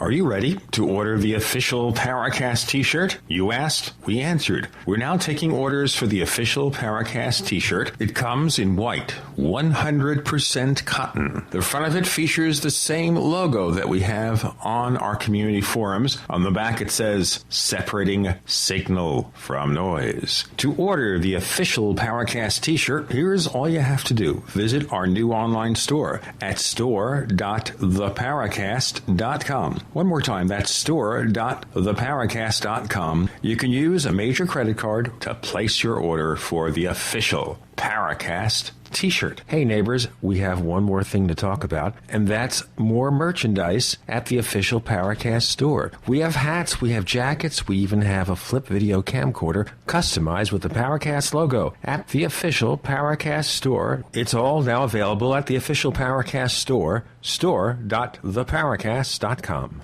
As gardeners, we can all relate. What do you do with all of the excess food that you grow? Freezing or canning may have been the process you've used, but the good folks at Excalibur Dehydrator have a healthy alternative to preserve the fruits of your labor. The Excalibur Dehydrator will help you preserve your fruits and vegetables quickly and easily, so you don't have to worry about premature spoiling. You can also use your Excalibur Dehydrator year-round to make delicious jerky. And the best part? The foods you dehydrate are free from excess additives, salt, and preservatives, and that's something we can all do without. To learn more and to order your very own Excalibur Dehydrator, visit drying123.com and see how the Excalibur Dehydrator can help you preserve your favorite foods. Mention coupon code GCN and receive a free book on how to preserve your foods. Again, that's drying123.com, drying123.com, or call 1-800-875-4254. That's 1-800-875-4254 today.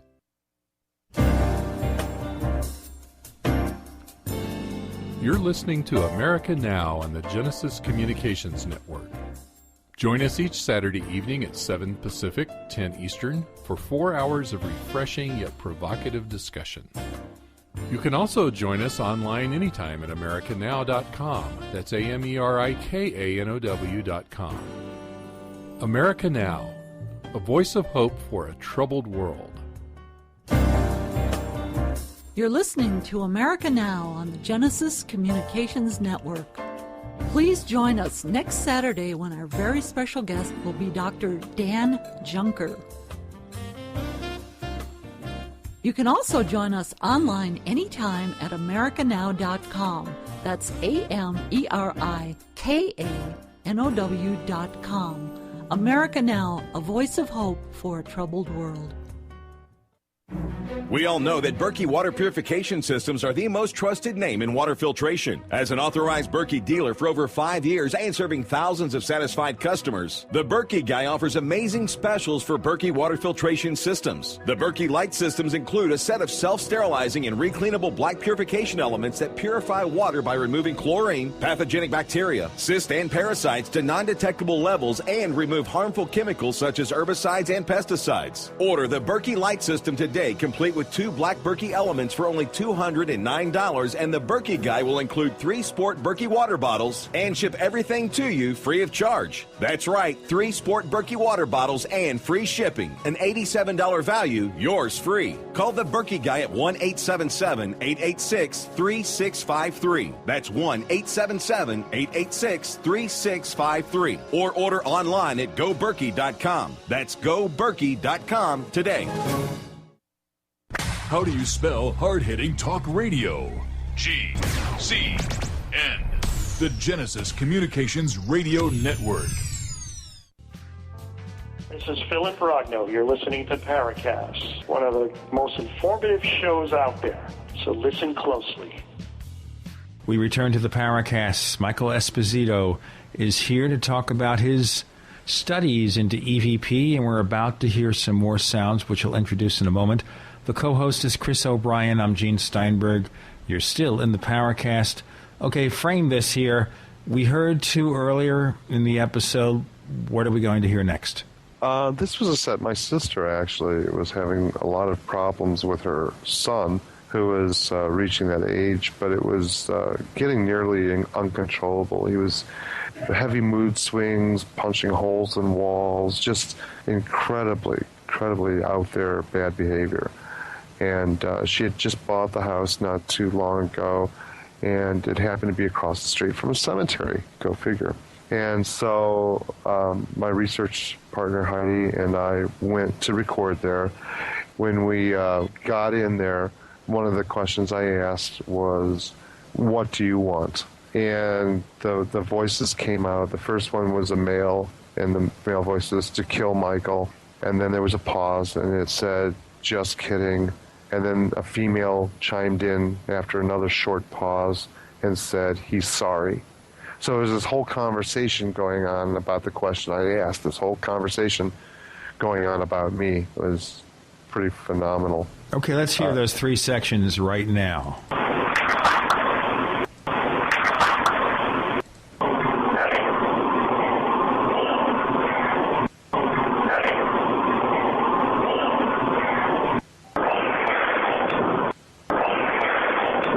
I'll be honest, I couldn't understand any of it. I just heard noise with the suggestion of a voice, and that was about it. You have to be able to listen very attentively. I mean, you really have to listen closely to hear some of them. Some of them come out at you a little more clearly. There's a lot of them that what Michael can hear that I think the average person can't hear, but he's had so much experience in this realm that he's had so much experience listening to hours and hours and hours of recordings, pulling out EVPs, that his ears are really finely tuned. Heidi, actually, her ears are even more amazing. But isn't that, again, the Rorschach test problem, where you think you hear something, you fill in the blanks, and you hear something that may or may not be there? And I'm not trying to, just insult you about this. We're trying to get to the bottom of this mystery and trying to understand it. Well, the question, too, is it more or less a Brave New World situation? I mean, does it have to be so clear that the 70-year-old man with the hearing aid, the multiple hearing aids on it, can hear it? Does that then qualify it as existing? Well, not necessarily. I mean, sometimes people look at things that are really there with a neutron microscope. Does that mean they're not there because you can't see it with the naked eye, or that you can't see it unless you have very, very good vision? No, it still exists. Now, on the other hand, too, I've had experimental musicians who are actually very good listeners tell me that I forced them to listen closer than they normally would ever have to listen. Yeah, definitely with me. I can vouch for that. Some of these, Michael has kind of divided them into classifications. Class A EVPs are the ones that you can hear the first time that you hear it. You can hear it played once, and everyone pretty much agrees that whatever that is, it's saying this. And then it sort of degrades from there all the way down to a Class C where, it's anybody's guess. You can hear, some semblance of a voice, but it's the actual syllables trying to figure out what it's saying is open to interpretation. Class A EVPs, like the blue and the gold, could catch the light and maggots. There's no doubt. You play that for a person, and we will have these up on the Paracast Forum website for people to play with them a little bit, listen to them over and over. For me, generally, if I can hear it and understand it in the first pass, that to me is a really good quality EVP.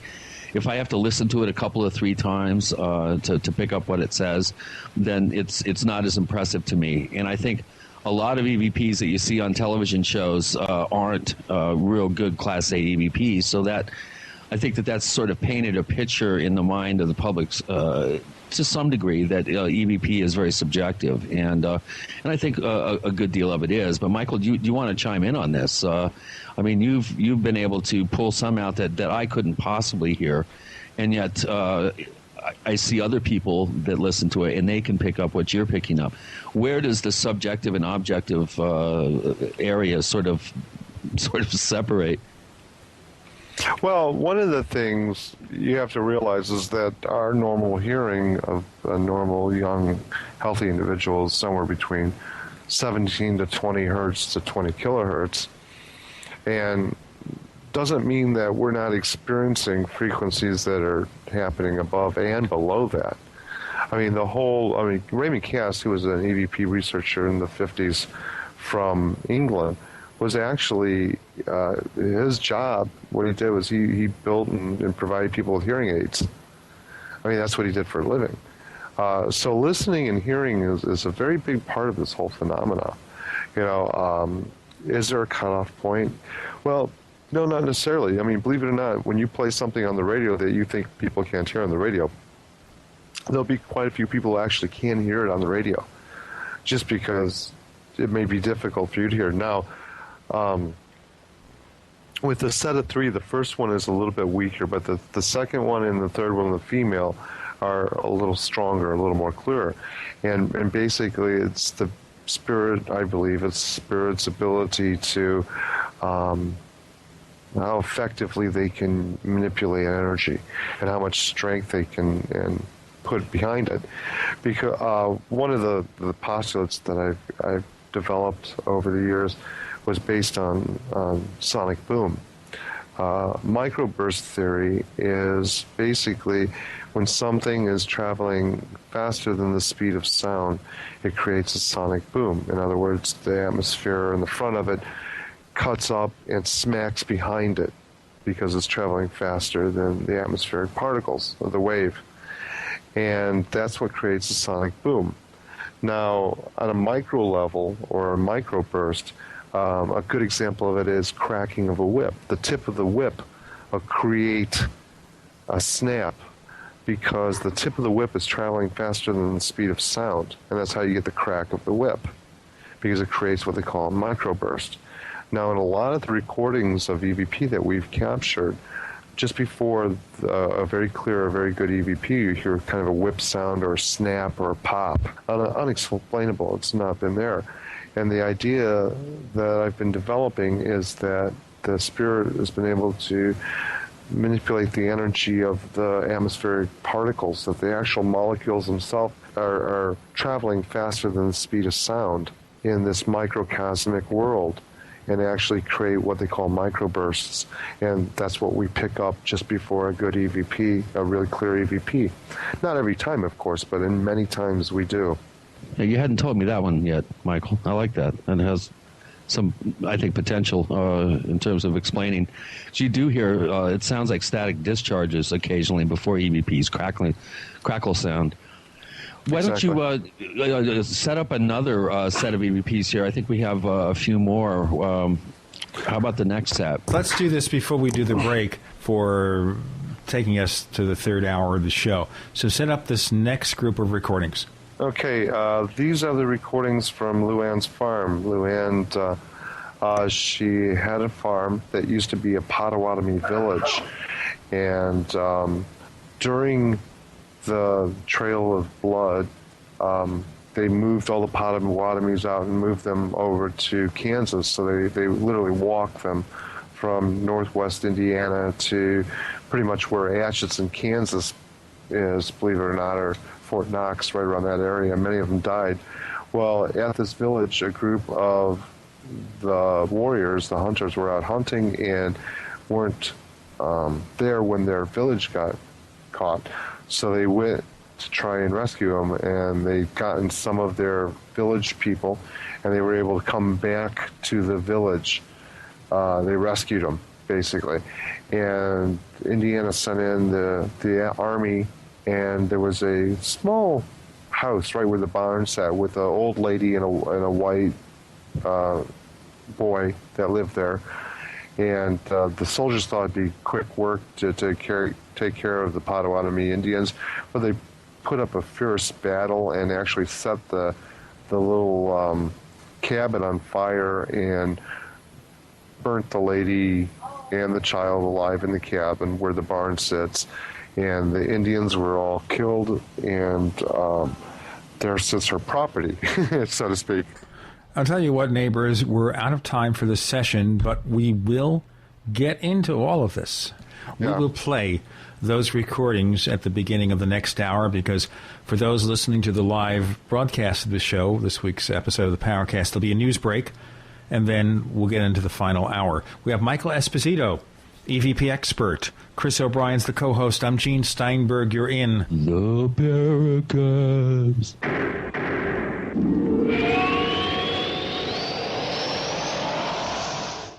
Hi, this is Ted Anderson. If you own an Apple iPhone and love to listen to your favorite programs on GCN, I've got good news for you. I'm proud to announce that GCN has a brand new iPhone app available for our dedicated listeners at GCNlive.com. Listen to your favorite hard-hitting GCN programs live or on demand right on your iPhone. And the best part? The GCN iPhone app can be yours absolutely free. Download the iPhone app today by clicking on the banner at GCNlive.com. Again, that's GCNlive.com. We the people grow cotton, weave fabric, engrave ink, embed strips and fibers to protect from counterfeit, then carting to a private bank, having it lent back at interest, forcing taxes to service debt. This capitalism, or was Jefferson correct when stating a central bank issuing the public currency is a greater menace to the liberties of the people than a standing army? Ted Anderson, I'm placing a free silver dollar in a book that explains our monetary system. Call for your copy, 800-686-2237. It's time to understand the system. Call 800-686-2237. That's 800-686-2237.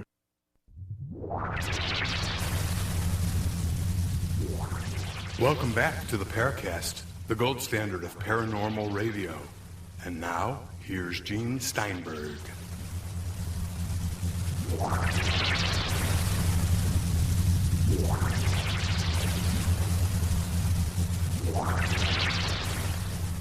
Those of you who listen to the first 2 hours of the show, you must be aware that we don't have the benefit of Nicholas Redfern providing the laughter. We're getting closer and closer to the Halloween season, though, so this show was appropriate. Michael Esposito talking about EVP. He's about to play another set of segments, another set of voices for you to listen to. I'm Gene Steinberg. Chris O'Brien's the co-host. You're in the Paracast. And now, Michael, would you tell us which recordings we're going to hear now? Yeah, there are several recordings there. Some of them are in English, and there are some of them that have been, through the Historical Department in Indiana, have been deemed Potawatomi. Potawatomi, you got to realize, is a language that isn't actually spoken now. It was pretty much antiquated because the Potawatomis were all but killed off. There are still bits and pieces of it that are known, and it can be thumbed together. So some of the voices are marked unknown. They are Potawatomi in origin, but only partial meaning had been derived from some of the historians that we took them to. And some of the EVPs you'll find there are in English. I think the bulk of the EVPs that are left are all from that particular location. Okay, so we have number 3A and 3B, right? We'll put some of the Potawatomi ones up on the website once the show's aired. Okay, let's hear 3A and 3B from the collection. Here they are. Yeah, she was on her way to the killers. This one was on his way to the killers. Yeah, she was on her way to the killers. This one was on his way to the killers. Okay, the last one fits into the gibberish section. They're not speaking backwards, you know. You know, in the old days, in all the old movie serials, I remember the old Flash Gordon movie serials, they used to play on TV, but they were originally done back in the 1930s. They weren't so creative about creating fake languages. You didn't have a full Klingon language then. You just played everything backwards. But these... Right, exactly. Or listening to the tail end of an old Beatles record. But it wasn't that. It sounded like someone speaking in some sort of language. Right. And we'll have a whole bunch of the Potawatomi's, examples of Potawatomi up on the website there when we go ahead and put up a thread for this particular episode. So Michael, you got these EVPs there. Now, you took these examples to, where did you say, the University of Indiana? And you took them to which department there? And what did they think? What was their response to this? The EVPs were deemed in the Indian language quite possibly Potawatomi in origin, but they weren't able to give me any kind of full definitions on what they were saying, any full translations. Okay, what are some of the other locations that you've been to that have produced Class A EVPs that you're impressed by? Different foreign languages. I just got done with... I went to Montreal. We did a thing called Ghost Vacant Lots for oral records out of Montreal, and on the vacant lots I captured voices in English and French of unknown origin, which I had to have. So my French is really rusty, but I had my friends there translate the French for me. And in Sweden, I was able to capture voices in Swedish as well as English. It's neat because you know that you're not understanding it, but you hear that there's something there and somebody else can translate it to a meaningful statement, that what you're getting there has some greater authentic quality. It's not something you're reading into it. Obviously, you know, audio Rorschach or pareidolia doesn't work in foreign languages. Oh yeah, I thought I heard that in Swedish. I might have been mistaken. you know, people don't realize that pareidolia comes as a throwback from when we were cavemen and we had to recognize game or predators that were out to get us in an instant. So we'd be scanning across a grassland or something. We'd think we see a tiger or whatever. You know, if we took a double take and looked back at it, we'd see that it wasn't a tiger at all. It was just a bush. In the difference to audio Rorschach or audio pareidolia, you can replay that over and over and over and over again. You can, listen for the vocal qualities that make them sound humanistic, or listen to it to see if it isn't really just a sound of a heater whistling or a clumpy pile of leaves or whatever. I mean, it's something that you can repeat over and over again, and if you keep repeating it and it still sounds like a human voice, then by definition of pareidolia, it can't exist as that. Well, what do you say to some of the skeptics who say, "Oh, a lot of this is just frequency radio crosstalk, that what you're hearing is faint transmissions that are somehow bleeding over into the recording, and this is just simply AM radio or some sort of shortwave radio." often in the early days, and I was playing in New York City, and somebody would have a wireless microphone. Occasionally, right in the middle of the show, you'd hear some Pakistani guy answering, the dispatch. Or an ambulance, or exactly, yeah. So that does happen occasionally. But what is your answer to? Not so much anymore. Actually, since the advent of cell phone towers, you don't get that as much because the way that the CB transmissions or the emergency radio transmissions would travel seem to be soaked up quite a bit by the cell phone towers. But apart from that, it's amazing to be able to get ambulance or emergency vehicle transmissions, or even truckers on CB radios that actually answer the questions you're asking. So I suppose one of the best arguments against that is when they're answering the questions you're asking, then it's hard to say, well, that could have been a radio transmission that just happened to know what I was talking about. So the radio transmission happened to be reading your mind, knowing you're talking about a specific topic, and providing the right answer. And you're not basically listening to a transmission. It's not like somebody, in the old days, they'd get a gold tooth, and that tooth would become a radio. Exactly. That's why I wear the tinfoil hats, The aluminum foil hats, we always make them before we go out. No, that was a joke, I hope. That was the joke, yes. Okay. Not really. Just checking. That's what we call the lead balloon sound. Exactly. What's funny? What's funny about tinfoil hats is most people, think that they keep signals away, but actually I've heard a theory that they actually amplify the theory and make it bounce around in your head more. So some of you tinfoil hat wearers out there, be afraid. Be very afraid. I just think I've guessed my next Halloween costume. Thanks, guys. There you go. Goes the Tin Man, right? Tinfoil hat man. What is the Halloween costume for this year? What do people go out as, Oh, I don't know. What's his name from Iran? I'll go as Ahmadinejad. Actually, most kids can't even say it, so is it worth it? You need one of those signs. Hi, my name is Ahmadinejad. Hey, one year I went as Bill Clinton, and my girlfriend went as Monica in a blue dress with a nasty stain down the front. Oh, nasty. And, of course, then the Secret Service came over, and they had a conversation with you, Chris, because of your predilection for paranormal research. They said, oh, you're a lunatic, you're insulting. When was this? When did you wear that costume? I think that was about 2000, maybe, Christmas 2000. I also was smoking had an unlit cigar, and I was calling Monica my little humidor. Ladies and gentlemen, I know that we try to avoid political commentary on the Paracast. Unfortunately, it doesn't happen very often, and when it does, we try to exit that discussion as carefully as we can. Sometimes we do it clumsily, sometimes not. I feel your pain.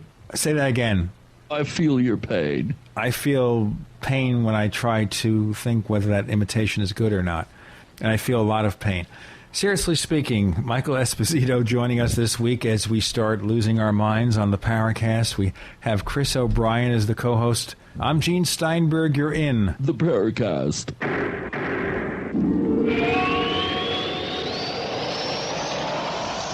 Hey neighbors, ever thought about creating a website? With HostGator, you can create your own website with your very own .com domain name. HostGator has a free site builder and thousands of design templates to create your website today. Whether you want to create a blog, a photo gallery, a family page, or a website for your business, HostGator has the right plan for you, starting at less than $5 a month for ultra-reliable website hosting with 99.9% uptime and true 24/7 live support available by phone, chat, or email, and based right here in the U.S.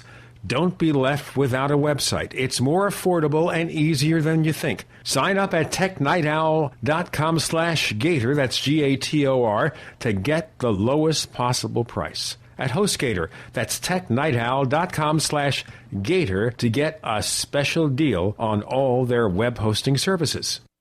Hi, this is Dwayne Daly with Midas Resources, Precious Metals Brokers, and my phone number is 800-686-2237, extension 115. If you are sick and tired of being sick and tired, then perhaps it's time for a change. You have the opportunity to make a change in November by voting, and the opportunity to make a change in your financial security today by calling me, Dwayne Daly. Get the stability and peace of mind that you deserve with gold and silver, a form of wealth protection for 5,000 years. As the inflation pinch becomes tighter and the dollar continues to devalue, while stocks remain iffy at best, stop the bleeding with precious metals. Metals will let you retain your purchasing power, protect your assets, and stop inflation the day you get in. I have many different ways to accomplish this, from metals for possession to IRA rollovers, tax-free, and everything in between. So if you would like to turn your scrambled nest egg into a souffle, call me, Dwayne Daly, at 800-686-2237, extension 115. 800-686-2237, extension 115. If you are ready for a change, please call Dwayne Daly.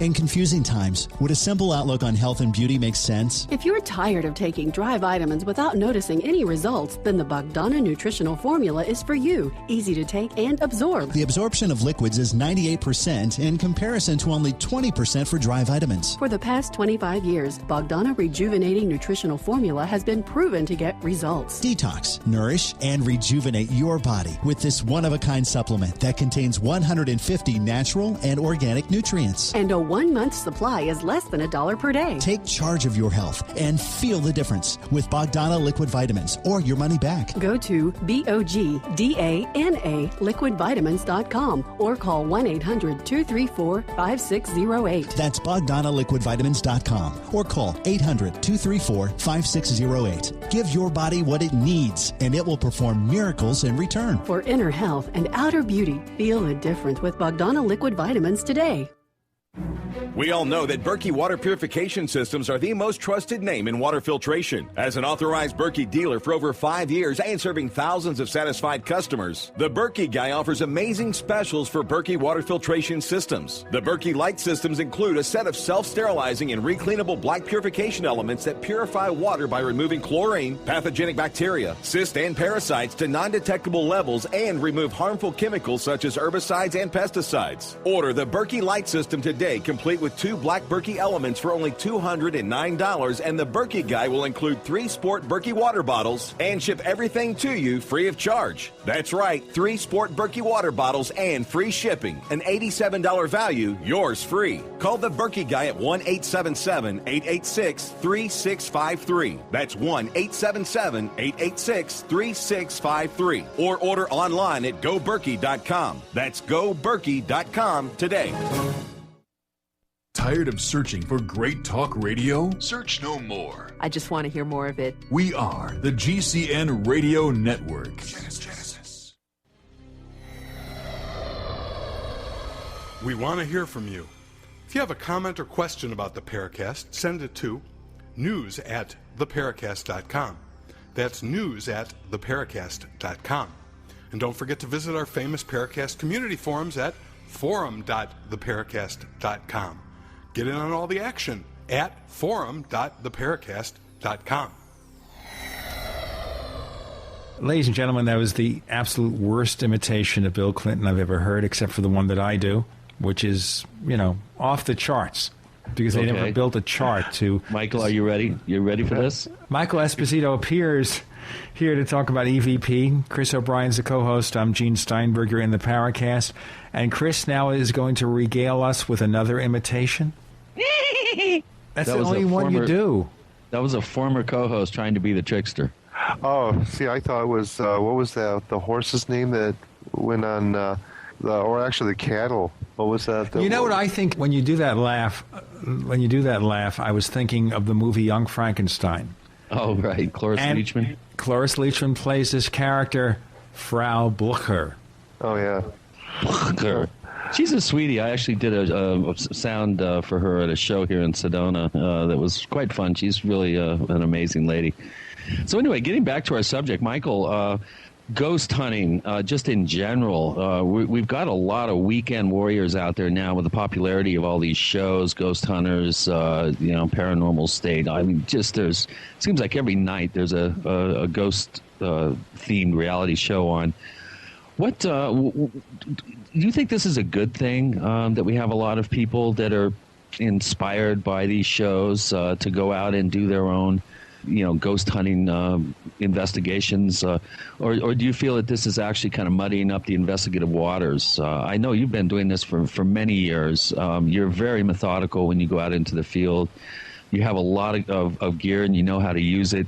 Why don't you give us an idea of how you think, first of all, that this new trend is impacting the field, and then give us some ideas of some of the real groundbreaking techniques that you're taking out into the field. It's kind of a two-parter there. Yeah.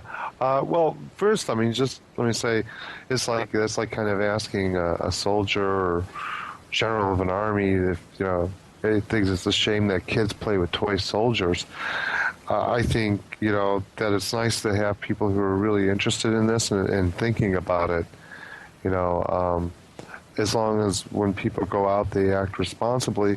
Not everybody's looking to handle it scientifically. Not everybody's looking to hopefully document research that maybe someone down the line will be able to use and actually come up with answers for, based on some of the research you've done in generations down the road. But it's nice that they have interest in it. It's nice that they're thinking about it, as long as they act responsibly when they go out and do it. There are also harmful things out there, so as long as they act mature and act responsible when we're doing their investigations. Some of the different types of experiments and some of the research that I think is groundbreaking, some of the things that I am looking forward to working with, that actually I've started working on it and hit upon it a little bit, is, as you mentioned earlier, Chris, offline, we were talking about some of my ideas about working in tuberculosis sanitarium and bringing in Zippo lighters and stand-up tragedy comic, I guess he is. He's a sound or a spoken word poet, does stand-up tragedy to do a piece based on tuberculosis and breathing. Also, well, you mentioned the sound of recorded iron lung machines operating. Yeah, the sound of iron lung machines, but also even more so, I'm more interested in Heidi had introduced me to the sound healing, where I actually have books. They're very old books of different combinations of tonal frequencies to heal different types of ailments, like lungs, heart, gout, whatever. And what they are is they're based from tuning fork healing, and they're different frequencies that if you combine into tonal chords would actually act as therapy for some of these ailments. So what you're doing is you're provoking these disincarnate energies on one hand, and then you're going ahead and supplying what could possibly be healing type tonal frequencies and harmonic intervals between healing frequencies. What is the thinking behind that? Why would you want to provoke a ghost, for instance? Well, we're provoking for a response. Now, there's positive and negative reinforcement, obviously, and some of the, like the iron lung and the lighter and some of the compositions I've created based on situational specific frequencies or period specific frequencies were sometimes negatively slanted to produce a reaction, to produce a energy, if you will. And the same with the positive, too. Some of the experiments with the healing frequencies and stuff like that. So the thinking would be what? If you're provoking the ghost, you'd get more adversarial responses, maybe curse words, that sort of thing, and then the exact opposite. If you're supplying some sort of positive or healing tonalities into the environment, then you would think that you would be getting more positive responses. Have you actually started doing this type of experimental work yet? Or I know at the Sally House we were working with dissonant frequencies and tuning forks. Have you taken that any further? Oh, yeah. I've done quite a bit of different types of. One of the things I've been doing is developing CDs with compositions of frequencies that would only have been found in the locations we were recording at. We did a hospital, and it was active in the 70s and 80s, I literally went through and found different types of EKG and heart machine stuff that were used during that time period, not later models. I mean, the exact same models, and gleaned the different frequencies off of the sounds of it, and then recomposed them into a composition that I played at this hospital, and we got just absolutely phenomenal results. Not very pleasant ones, not happy ones, but nevertheless very phenomenal results. That's interesting. That's not something a weekend warrior, I think, would come up with. I think you have to really be out there and doing it, and really trying all sorts of different approaches to come up with some what I consider to be groundbreaking approaches. Where do you see this whole field going? Of course, one of the knocks is that the reason why people are getting EVPs is because they use inferior equipment. That's one common skeptical argument, that the cheaper the recorder, the more chance you will have of getting EVPs. Is there a way? Is there the gear out there like the SpiritCom and the Ovilus and other technology that's being devised to assist investigators? So why don't you talk about that a little bit? I hate to be the cliffhanger person, but you know how it goes. We have to break for a few announcements from some friends of the show, and then we'll be back with a whole lot more on this week's episode of the Paracast. And we do welcome your comments about those snippets of EVP recordings that you heard. Send your comments to news@theparacast.com, news@theparacast.com. We'll talk about the equipment in a moment. Michael Esposito joining us, an EVP expert. We have the cliffhanger of the day, which is the equipment that one might use in capturing some of these sounds. Chris O'Brien is our co-host, and he's also worked with Michael in some of these investigations. I'm Gene Steinberg. You're in the Paracast.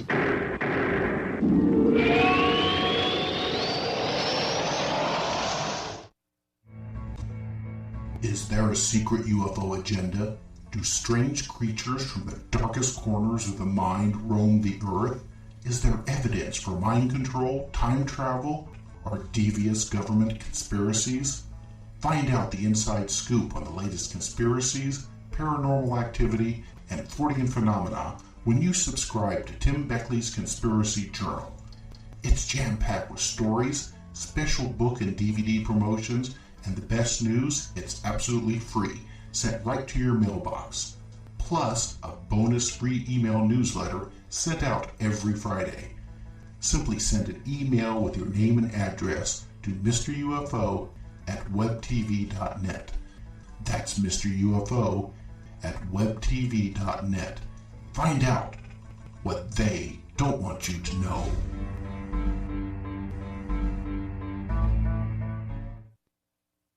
Most people know that drinking pure high alkaline pH water is the most important factor in maintaining high energy and vibrant health. Most experts agree that the water you drink should be at a pH level of 8 or higher. AlkaVision Plasma pH drops combine a unique formula of the most alkaline minerals. Using plasma pH drops is the best way to make your water alkaline to help you get rid of acid and regain your health and energy. Simply put 10 drops in the water you drink to raise the pH to a healthy level. Alkalizing water helps your body rid itself of acidic waste and increases the oxygen content of your body.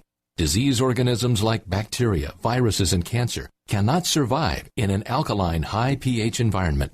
Order your bottle of AlkaVision Plasma pH drops now by going directly to alkavision.com. That's ALKAvision.com. Or call 269-409-1776. 269-409-1776 today. If you owe the IRS money you can't pay, then listen carefully, because you already know that the problem won't go away by itself. You can get help today from the leading tax expert in the country, Dan Pilla. Hi, I'm Dan Pilla. The IRS isn't going to just forget about you. Right now, the IRS is hiring thousands of tax collectors to go after delinquent accounts just like yours. That's why you need to take action today, and I can help. I take a simple but proven approach to solving your tax debt problem. First, I stabilize collections so you don't have to worry about wage and bank levies. Next, I build a detailed plan to get your debt reduced to the fullest extent possible, sometimes even eliminated. Finally, I work with you every step of the way to get your problem solved once and for all. So call now for a free consultation. Call 1-800-346-6829. Dan Pilla will solve your tax problem, guaranteed. He's helped thousands of people, and he can help you too. Call us today at 800-346-6829. That's 800-34-NO-TAX. Just what emergencies do I need to be prepared for? Terrorism, economic collapse, or the overdue big quake? The immediate time frame after any disaster when you may be on your own is critical. That's why you need a 72-hour kit from survivalsolutions.com. Our 72-hour kits have been researched, tried, and tested for 3-day survival. 72-hour emergency kits from survivalsolutions.com provide 114 essential items, including food, water, light, shelter and warmth, cooking, first aid, sanitation, and communication. Just add your personal items, clothing, and important papers, and you're ready for any emergency. That's 114 essential life-sustaining items. Order now and get a free Millennium Food Bar with each 72-hour kit purchase. Call 801-965-0777 or go to survivalsolutions.com. That's 801-965-0777 or survivalsolutions.com, home of the complete 72-hour emergency kit. 10 years. A decade of talk. Great talk radio is here on the Genesis Communications Network.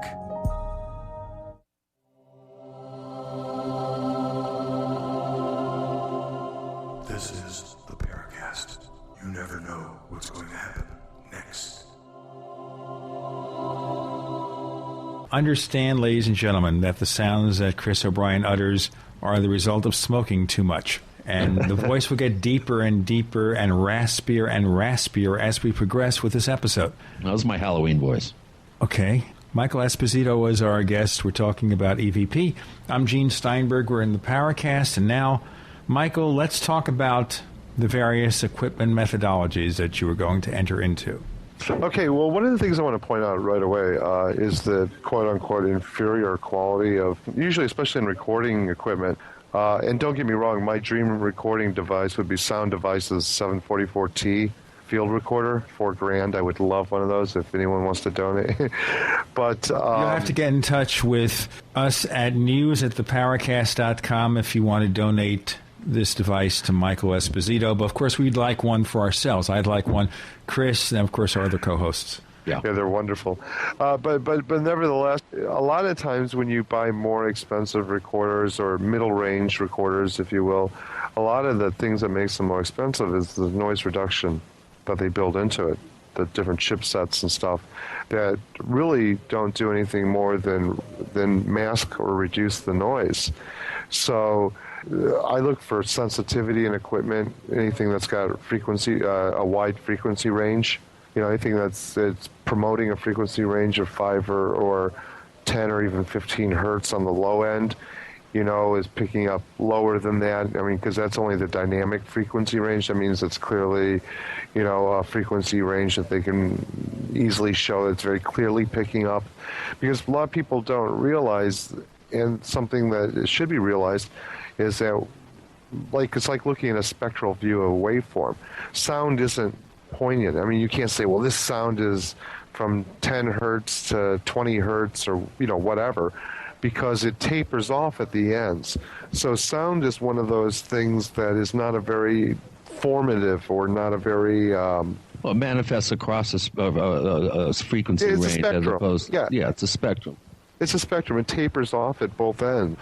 Ladies and gentlemen, before we continue with Michael Esposito, we've run into some weird problems. Every time he started this current train of thought, we've had to basically start over again because his voice would basically fade out for several words. Like maybe we're getting an inverse form of EVP. So try it one more time, Michael. Audio anomaly. What I was trying to say is that just because we buy a recorder that has a dynamic range of, say, 25 hertz, because we buy a recorder that has a range of 20 hertz to 20 kilohertz, for say, doesn't mean it's not recording ranges that are below or above those ranges. It's picking up everything that it can possibly pick up and compress. The dynamic range is what's posted on the side of the box. So I look for things that, you know, extend that dynamic range as far as possible, knowing full well that we're picking up a lot more frequencies than, you know, they advertise. So when I look for recorders, I don't necessarily look for something that's considered high-end because I know what they're looking to do in a higher end recorder is mask it or put sound dampening chipsets in there for noise reduction. What I'm looking for is I want that noise. Now remember, I'm an anti-sound engineer, so I want anti-sound engineer equipment. In other words, just because some people call it cheaper doesn't mean it is to us. Those are actually, I want something that's going to pick up all that hiss and not wipe it out. I want something that's going to pick up exactly what it hears. I don't want, the highest end noise reduction Bose, whatever. I won't even touch Bose equipment because they're built on the concept of noise reduction. And they put that in the filters into the chipsets that are de-essing and noise reduction right built into the chipsets. That's exactly what I don't want. So that's an interesting theory about whether or not some people make the claim that we just use cheap equipment. Because to us, that's what we want. We don't want what they call a high-end equipment is a misnomer, because all it is noise reduction and altering the signal it's receiving. To me, that's cheating. To me, that's cheap equipment. It's an interesting perspective. How about developments in the field in terms of gear that's come out? I know some of it's been a little controversial in terms of its effectiveness and whether it's valid technology, but why don't you give us an idea of some of the the gear that's out there that like the Ovilus and the Shack Hacks and the different radio scanners that'll scan through the radio system. I've used a lot of different ones, and I continue to experiment with them. They hold a particular fascination for me because they're a way of modifying the environment. Basically, in my research, I've come to the conclusion early on that you can affect three different aspects of our research.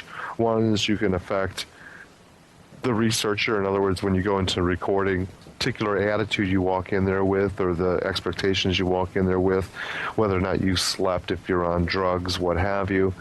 The second aspect you can affect is the entity. In other words, you can try and provoke it in different ways and try and get a response out of the entity. And the third thing you can affect is the environment. And when you affect the environment, you're adding frequencies or different types of sounds or frequency into the environment for the entity and yourself to possibly take advantage of, such as some of these things like the Shack Hack and the Ovilus and the Ghost Box and the Frank's Box and the XP and all the different types of ITC equipment, instrumental transcommunication equipment being developed. The problem I also would see, though, is because of these TV shows, you have lots of just regular people with no skills at investigating anything, just buying up the equipment and then running out there and trying to capture something. Yeah, you get a lot of people buying Porsches for Chicago, too, where you can't open them up and ride on the roads. I mean, that's like, why would anyone spend the money on this really expensive car? It was meant for a flat track, 25 miles long. Isn't that about 95% of the owners of those vehicles, though? Yeah, that's true. I mean, so you got to wonder where people spend their money and their motivation behind doing it sometimes. So I try and not make any kind of judgment on whether or not they go out there and buy all the latest ghost hunting gear and their ectoplasm condensers or whatever and go running around. My hopes would be that they'd be interested enough or inquisitive enough that they try and learn something about what makes them work or are supposed to work, or some of the theories behind what they're looking to gather from the research. Right. At the very least, learn how to use it. Oh, yeah. Well, someone asked me just the other day on a radio show, they asked me what I thought the most important piece of equipment for recording EVP is, or for, researching EVP was. And I said, you need to go out and get yourself a pair of good ears. Yeah. And, and that's the matter. It's a matter of exercising your hearing. I recommend people listening to experimental music because of the range of frequencies that's typically used in experimental music, electronic music, different types of frequency-based music, different types of frequency-based sound that that really attunes your ear, because hearing is like a muscle like any other. You can really attune your hearing. You can exercise your hearing. You can exercise your concentration on what you're listening to. Go out and get a good pair of ears. And that's really the best piece of equipment you can get. You know, it doesn't matter what you record on. It doesn't matter what additional equipment you bring into it. If you don't have the attention to listen to it, if you don't have the ear developed for it, you're not going to capture anything. I just know you're going to have opinions about what's happened so far on this episode, especially about those snippets we played of those so-called EVP recordings. You can post your reactions at our forums, forum.paracast.com. That's forum.paracast.com. Of course, first you have to sign up. You have to give yourself a username, and then you're ready to roll. We'll have another session with Michael Esposito on EVP investigations in a moment. Chris O'Brien's the co-host. I'm Gene Steinberg. You're in the Paracast.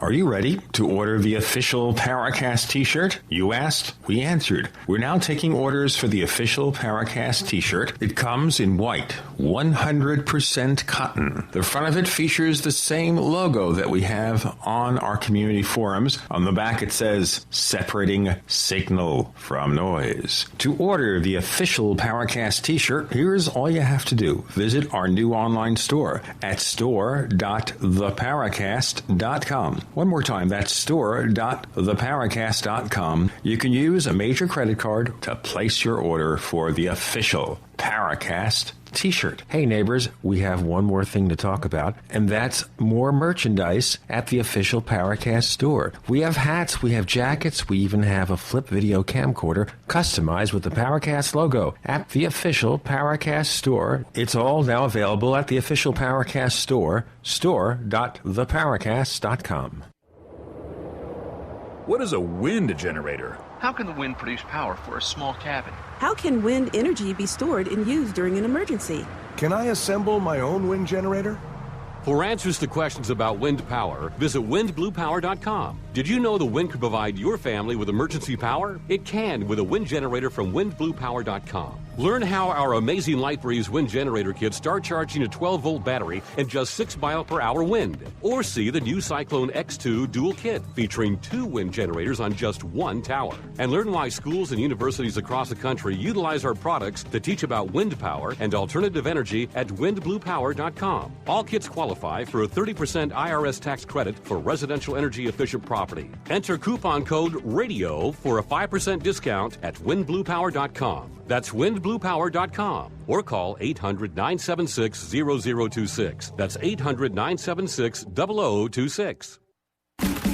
In a coming-apart world, you need something to keep it tied together. That something is Atwood Rope, the highest quality rope made in the USA from exotic braids for military, rescue, arborists, boating, tow line, shipyard, or decoration. Quality rope at affordable prices you and your customers can depend on. Find a dealer or shop online at atwoodrope.net. Enter promo code RADIO to receive a free 100 feet of 550 paracord. Atwood Rope, working to keep the world tied together. Go solar for cheap. Want to use solar power but the price is too high? Now you can build your own solar panels for less than $200 at 123cheapsolar.com. Don't laugh. We've sold over 45,000 solar do-it-yourself kits. Watch the step-by-step videos that even non-handyman types can use. We offer a 60-day money-back guarantee. Go to 123cheapsolar.com or call 800-713-0486. 800-713-0486. Reduce your foreign oil dependency when you go green with 123cheapsolar.com. If the cost of your prescriptions are getting out of control, you want to listen carefully to this. RxDrugCard.com is a simple, innovative program designed to give individuals the same purchasing power as large HMOs and insurance companies. As a member of RxDrugCard.com, you'll enjoy savings of up to 80% on all prescription medications at over 52,000 USA pharmacies, including Walmart, Walgreens, and Eckerd's. Don't risk ruining your health by using cheap, counterfeit foreign drugs. This program provides savings on safe, genuine, FDA-approved medications medications. With low membership fees, unlimited use, no age or income requirements, and coverage for all pre-existing conditions, RxDrugCard.com is an absolute must for anyone who pays for their own prescriptions. Enroll today for as little as $4.50 per month at www.rxdrugcard.com and start saving immediately. RxDrugCard.com is backed by a 30-day money-back guarantee. Visit RxDrugCard.com or call 888-216-2461. That's 888-216-2461. Tired of searching for great talk radio? There's a wide range of stuff on here. We are the GCN Radio Network. Genesis.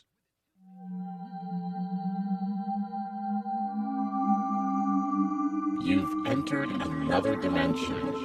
You've entered the Paracast.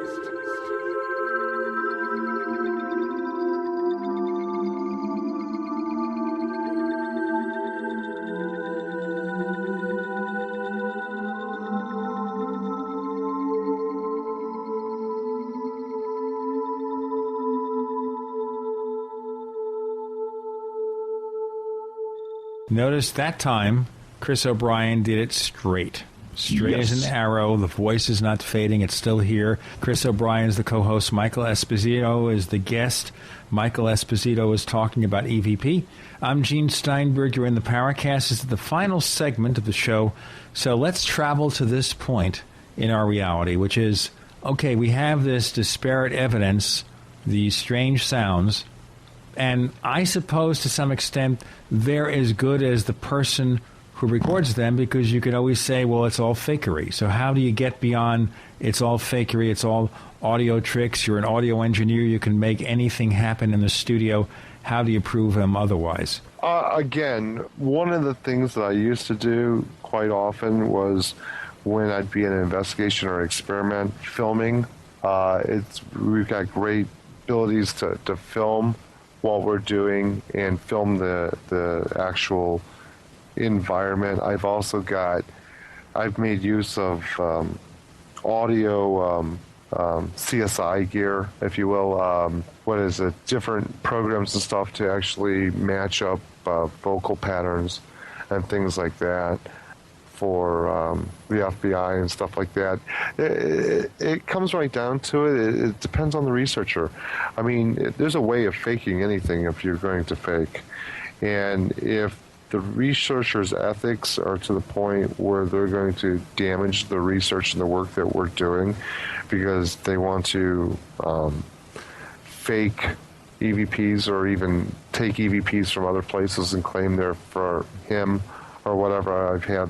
I've run across that where someone took EVPs off of a website, split them up, and claimed that they were captured at a different location.